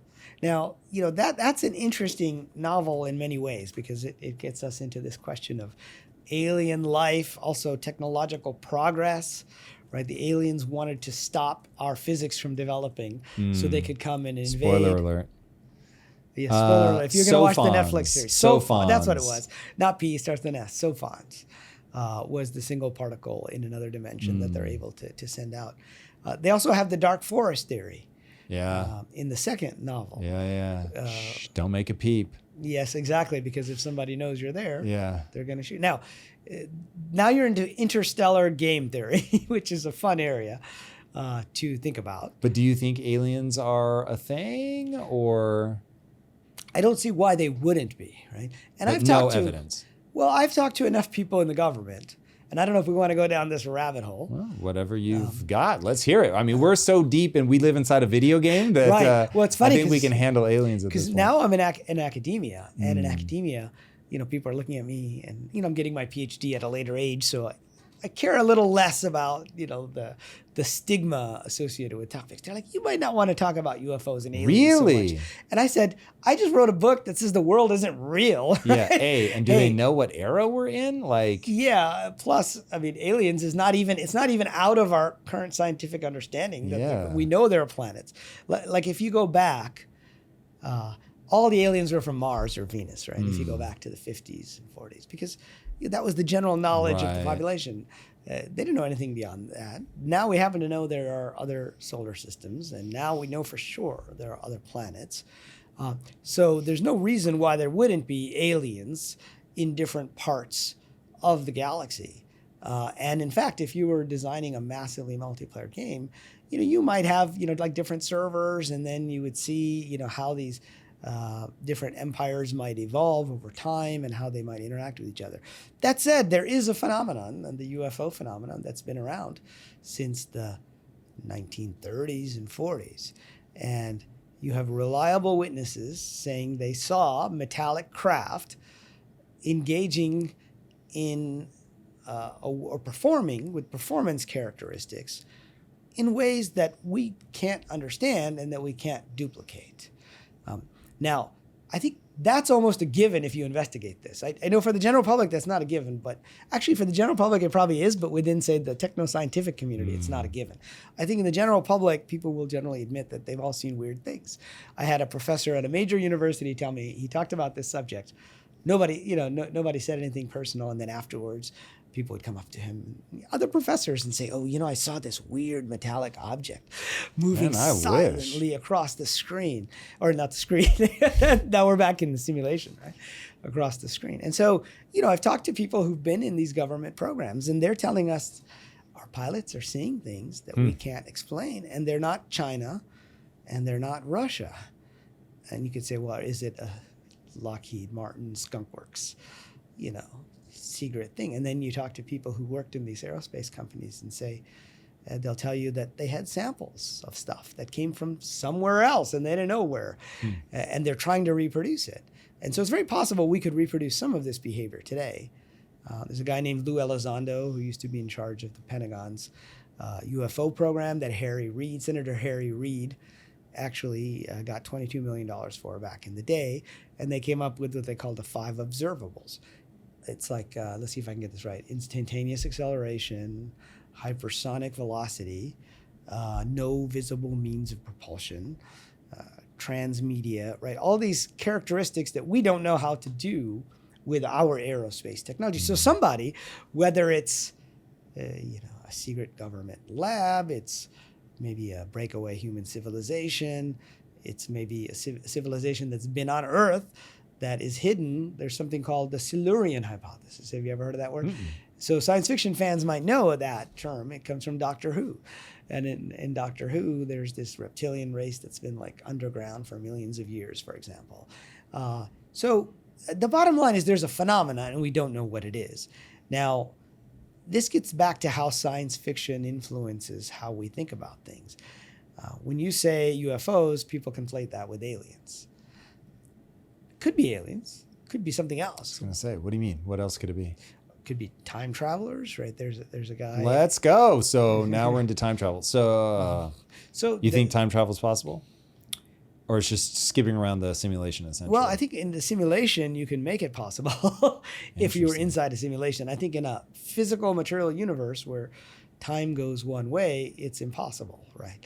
But I think, I mean, there are closed time-like curves and that are allowed within Einsteinian physics that might allow you to be able to repeat certain things. There's obviously time dilation. I never thought about time travel in the simulation. In the simulation, time travel would be a sense of going back and being able to rerun a portion, but to inject other avatars or NPCs into that part. I mean, you can stop a simulation, you can save it, you can run it forward. So now we're totally in science fiction territory at this point. One of the first guys to talk about this idea that we're in a simulation in modern times, I mean, obviously the idea has been around in various forms forever, was Philip K. Dick, who wrote the books behind Blade Runner, Minority Report, Man in the High Castle. And he said all the way back in 1977 in a speech at a science fiction convention in Metz, France, we are living in a computer-programmed reality, and the only clue we have to it is when some variable is changed. Some alteration occurs in our reality.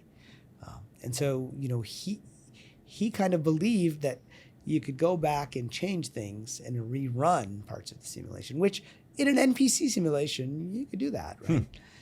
I mean, when you run a simulation, you never run it once, just once. You always run it more than once. Why? Because you want to see what would happen. And so this gets back to this broader idea that perhaps we are on a branch of a simulation that's running to see where we will end up. Doesn't that only apply? Like when you talk about an RPG one, I think immediately, I'm at like a theme park or the Void or whatever, and this is a game and I'm logging in to do the thing. And in that case, it's not experimental, so I'm not looking for a given outcome. I've just set up a game, and we're like The Sims. And I want if to it's just an play NPC the game, right? universe, then I get that you could just be running it to see what happens. Like you said before, is this the world where they blow themselves up, or the world where they reach interstellar travel? Can't wait to find out. Right. But yeah, it seems like that the rerunning assumes that we're in an NPC version. I think the rerunning tends to lean towards this idea, but now if you combine this with this idea in quantum physics that we talked about earlier that was just so weird, the delayed choice experiment, and Schrodinger saying there is one of multiple simultaneous histories. Perhaps while we're playing, we're able to perceive, a particular history, but that doesn't mean there wasn't another history that might have been run in another run of that simulation. And so it may be that we play the game multiple times. It may be that we can choose different pasts to bring it in. So there is an area where it overlaps. But yes, I agree with you in that tends to lean more towards an NPC type of simulation and the video game, a single video game at a time. But you can save the state, you can change the variables, and you can rerun the state. And that could be the past.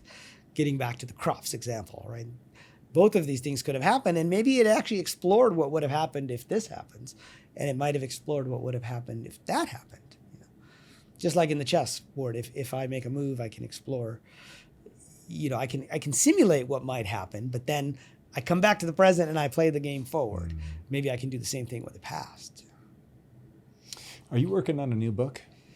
The simulation hypothesis is coming out, the second new edition. Version, right? Yeah, it's an entirely new version because we didn't have a lot of AI. It was mostly speculation about AI when I wrote it originally. And so, in July of this year, 2025, the simulation hypothesis V2, being a software guy, think of it that way, comes out with a lot more about virtual reality developments, about Bostrom simulation hypothesis, which we haven't talked that much about his argument, but it's out there. And then I'm also looking at perhaps doing another book in the future, which will combine a little more of the religious and mystical element with the simulation hypothesis. And what do you think is going on there? Is it religions are people grappling with the simulation and they just don't have the metaphorical language, or are they actually in touch with whatever is creating the simulation? How do you see that? I think that whether it's religious mystics, and so religions get formed in a couple of ways primarily. I have a friend who calls it, observation or insight. And there's something called a theophany. And a theophany is when something intervenes in the physical world. And somebody sees God grabs you. God grabs you. Or in the case of Islam, the angel Gabriel grabbed, the Prophet Muhammad when he was asleep in the cave and said, "Here, listen to this." Or something happens, right?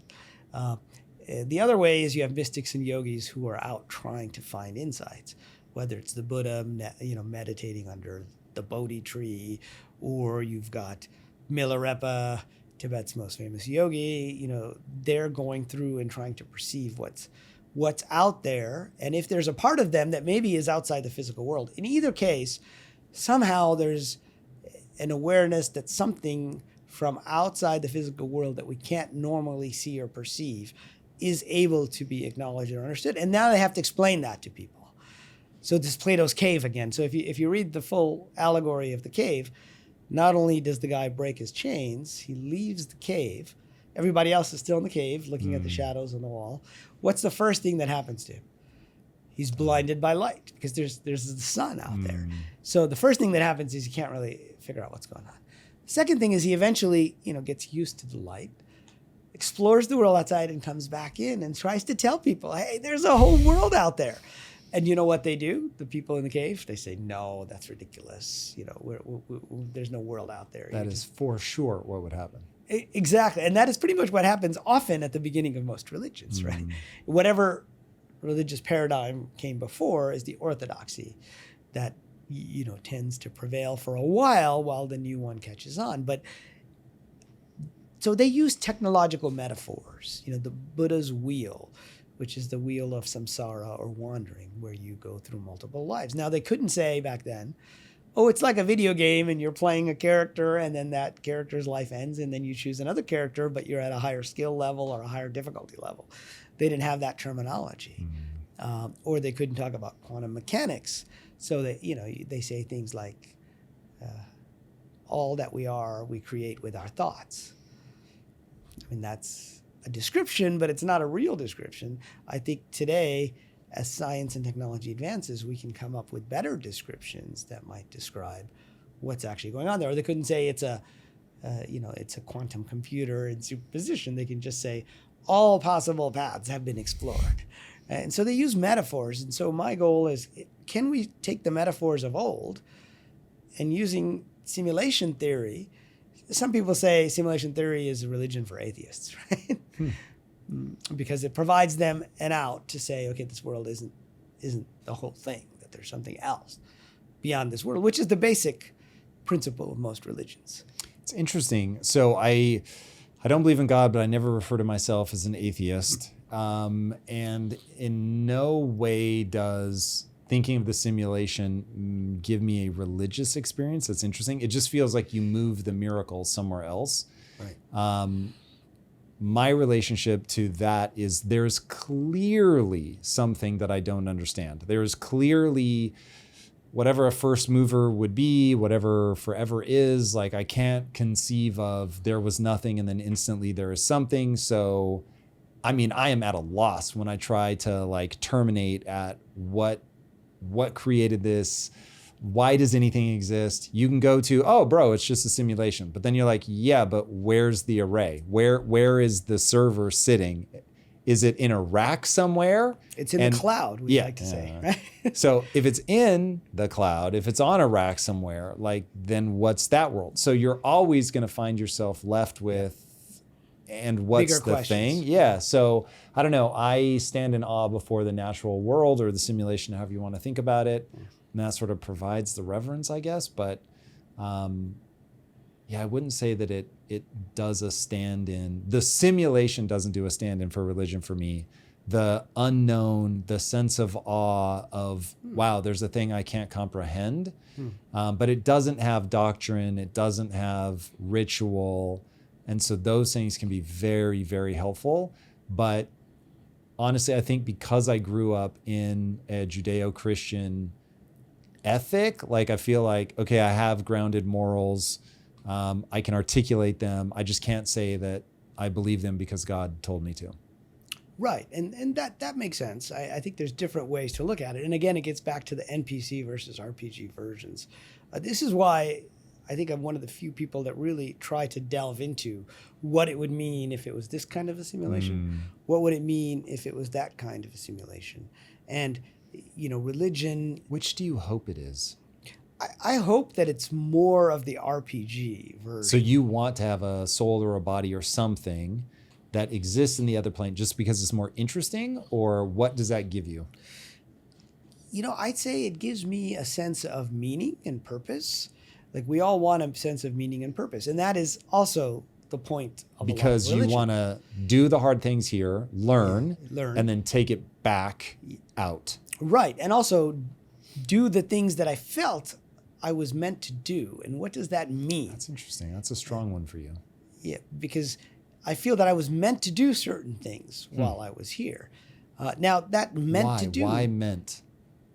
Because it's difficult to explain, because it's more that I feel that there was a reason why I stumbled into, say, simulation theory, which was part of my plan, which was how do you bridge the gap between people that are in a totally materialist point of view and people that are in, a religious point of view. And I've spent time with people that are into all kinds of weird things. And I realize at the beginning it's a common metaphor that we can use to try to describe reality, but it also has, this ability to delve down into the rules and really get into the scientific side of things, if you will. But why do I feel that I was meant to? I mean, I think that's just a intuition. I mean, I'm a big believer in intuition, and I feel like different people in the same circumstances. Are we born with intuition?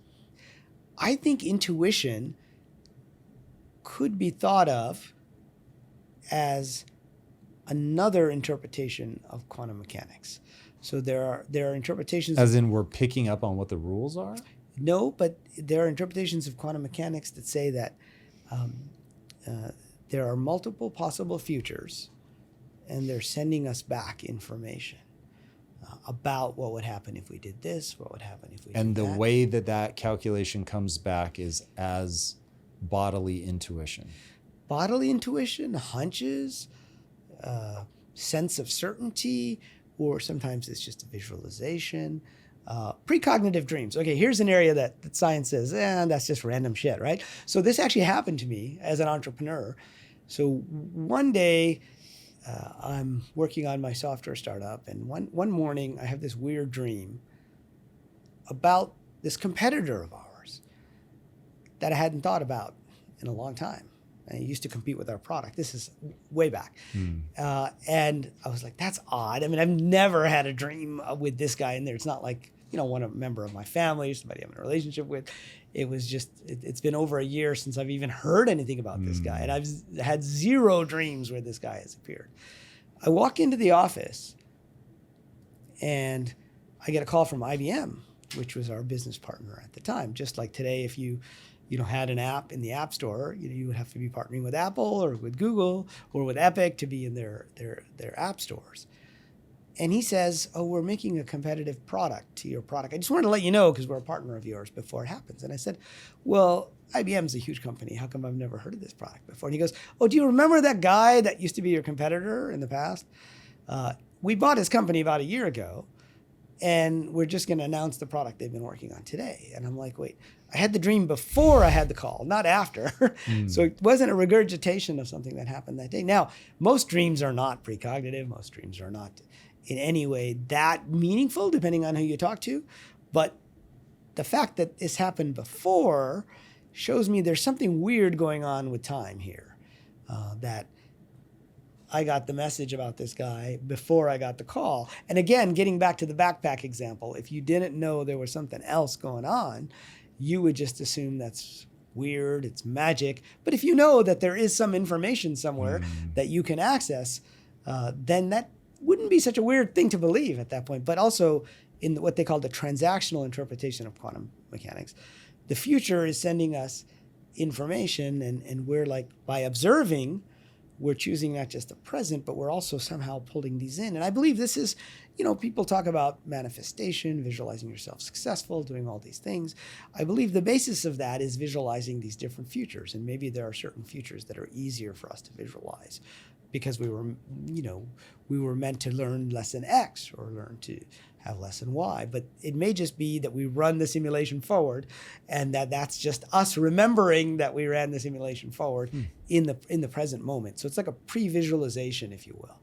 You might visualize something just to see what might happen, and then you actually go and you live it. So the simulation feels very purposeful to you. It's not like rules got set and then, hey, let's just see what happens in the simulation. There's more of there's meaning behind it. It's, if I were to sort of visualize what I imagine you're imagining, there's a soul that needs lessons, could be more like a person or it could be a true soul. They log into this experience, inhabit a body. There are things that they're meant to learn and discover and explore. And it's on a quantum computer of some kind, so we can run forward. You talked about time travel, so maybe we can run them back. I'm not sure what advantage there would be to that, but that there's such a profound lesson to be learned, and there's such a meaningful point to being in the simulation that we're able to do what most people who are not awake would assume to be magic. Yeah, I think, I have a strong preference for that version of simulation theory personally. At the same time, I acknowledge there could be an NPC version of the simulation running, but I don't view the two necessarily as mutually exclusive. And in fact, I think we all play roles in each other's stories. And so we may be we basically enter sort of NPC mode because we've sort of forgotten the specifics, but we remember kind of basic highlights of things. And these weird experiences happen along the way that are common human experiences. We just don't have a mechanism for them, so we dismiss them. And I believe that the simulation provides us with these things as clues to what the game might be like.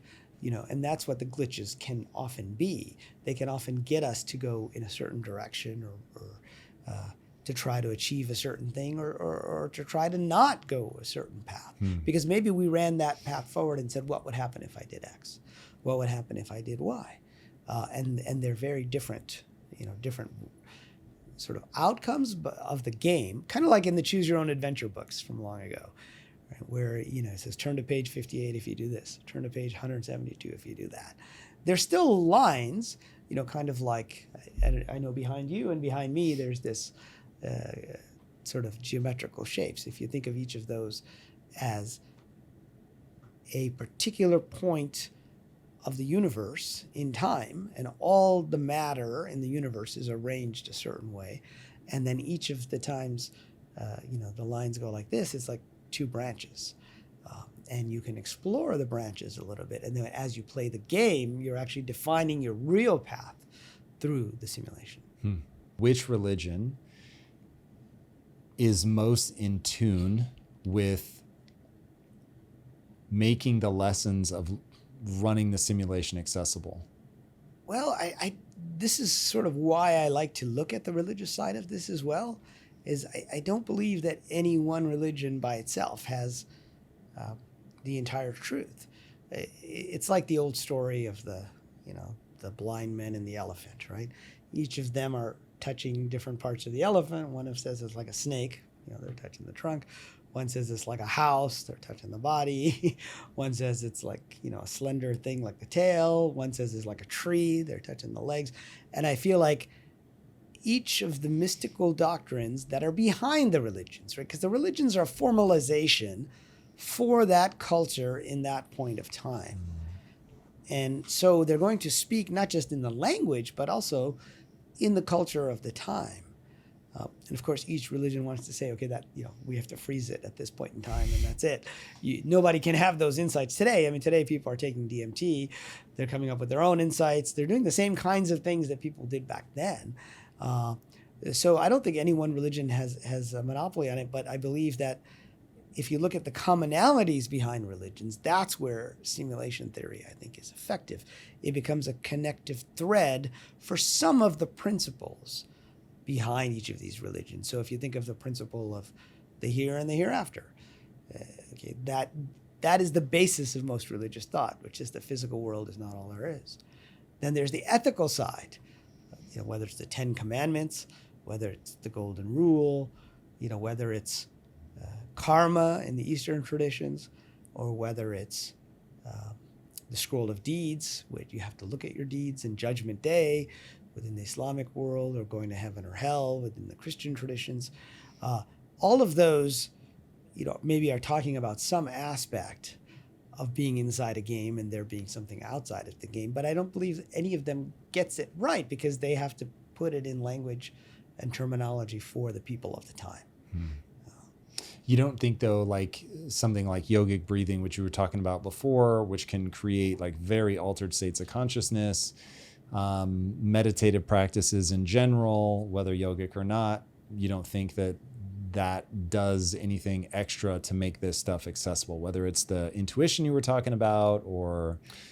Well, I wouldn't say that it doesn't do anything. I think that does make it more accessible if your goal is to try to understand the nature of reality, right? Most people who follow religion are just trying to go through their daily lives. And so, the religion might find some guidelines for how to live those lives. So you have the physical rules of the simulation. There might be, behavior rules, which are not physical. Like I said, Grand Theft Auto and how you treat, or the movie Free Guy, if you've ever seen that movie. Yes. With, Yeah. Ryan Reynolds, Yep. where they were running around the city, and they were just abusing the NPCs, and then some of the NPCs realized, by putting on the glasses, they could see the heads-up display, they could see the additional information that the people who have players could see that they can't see. So yeah, I believe those things help. I mean, there are shamanic traditions that do that as well, that are not yogic per se, whether they do it through drugs, pharmacological substances, or through drumming. There are Sufi mystics who do dancing, rituals to get into an altered state. There's the whirling dervishes, for example.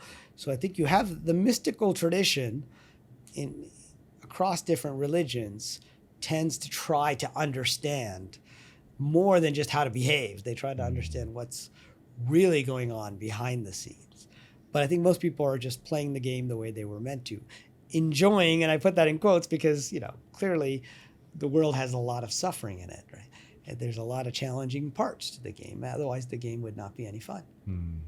All right. So if religions are like the ultimate self-help book, and this is potentially a video game, be prescriptive for a second. What does playing the game well look like? Let's assume for a second that the life review is real, okay? So if you know that you're going to have to live what it's like to be the person that you are, interacting with, are you going to do something bad to that person? You might steal their stuff, right? Or, shoot them, whatever the case may be, or cheat them in a business deal. Let's use, more modern example. Let's say you cheat somebody out of stock in a company. They had the idea with you. You were going to do it together. You decided to do it yourself. You don't give them any stock. Okay. Now, if you knew you would have to experience what it was like to be the person that was cheated, would you cheat them as much? I mean, this is very common in the entertainment industry. This is why you have so many lawsuits against each other, right? Back and forth. I think on the one hand, it would change your behavior. On the second point, I think, is when bad things happen, rather than, there's a old character from the 70s named Carlos Castaneda, who supposedly went to Mexico and learned a lot about peyote and a lot of drugs, and he wrote all these books it was called the godfather of the New Age movement back in the 70s. And whether he was just on a lot of drugs or he really did that, we don't know. Most people think he didn't, but there was a character in the book who says the ordinary person views everything as a blessing or a curse. You can view it as a challenge instead. And I think that is the way to think about it. When you have some difficulty, view that as a challenge, and perhaps your difficulty level has been raised and it's trying to set you on a different path. And then 3, think about the things that have always attracted you. Like why do you want to be a game developer? I mean, is anybody else in your family building games or doing a podcast? No. What is it that makes you you? Think of that as part of your storyline. And I think when you think of it that way, you live a more meaningful and purposeful life rather than just a bunch of random interactions. You know? And then you feel that you can influence things as well. We can argue whether you can or you can't, but at least you feel that way. Riz, this has been amazing. I find this topic so fascinating. Where can people follow along with you? So they can go to my website, which is zenentrepreneur.com, which was the title of my very first book called Zen Entrepreneurship. They can follow me on Twitter at Riz Stanford, or X, I should say, like the university, or on Instagram at Riz Cambridge, like the city where I was living when I set up the account. And they can get the books pretty much anywhere, but I would suggest people go to their local bookstores to get the books. Let's go. Support the locals. Absolutely. I love it. Well, thank you, man, for coming on. I really appreciate it. All right, everybody, if you haven't already, be sure to subscribe. And until next time, my friends, be legendary. Take care. Peace. If you like this conversation, check out this episode to learn more. Jeffrey Epstein's story was never about sex. It was an illusion. Like the dress, some see as blue and others see as gold. Intelligence agencies exploit the same trick. They shape what you notice and distort what it means. Enter Kompromat, the art of collecting dirt.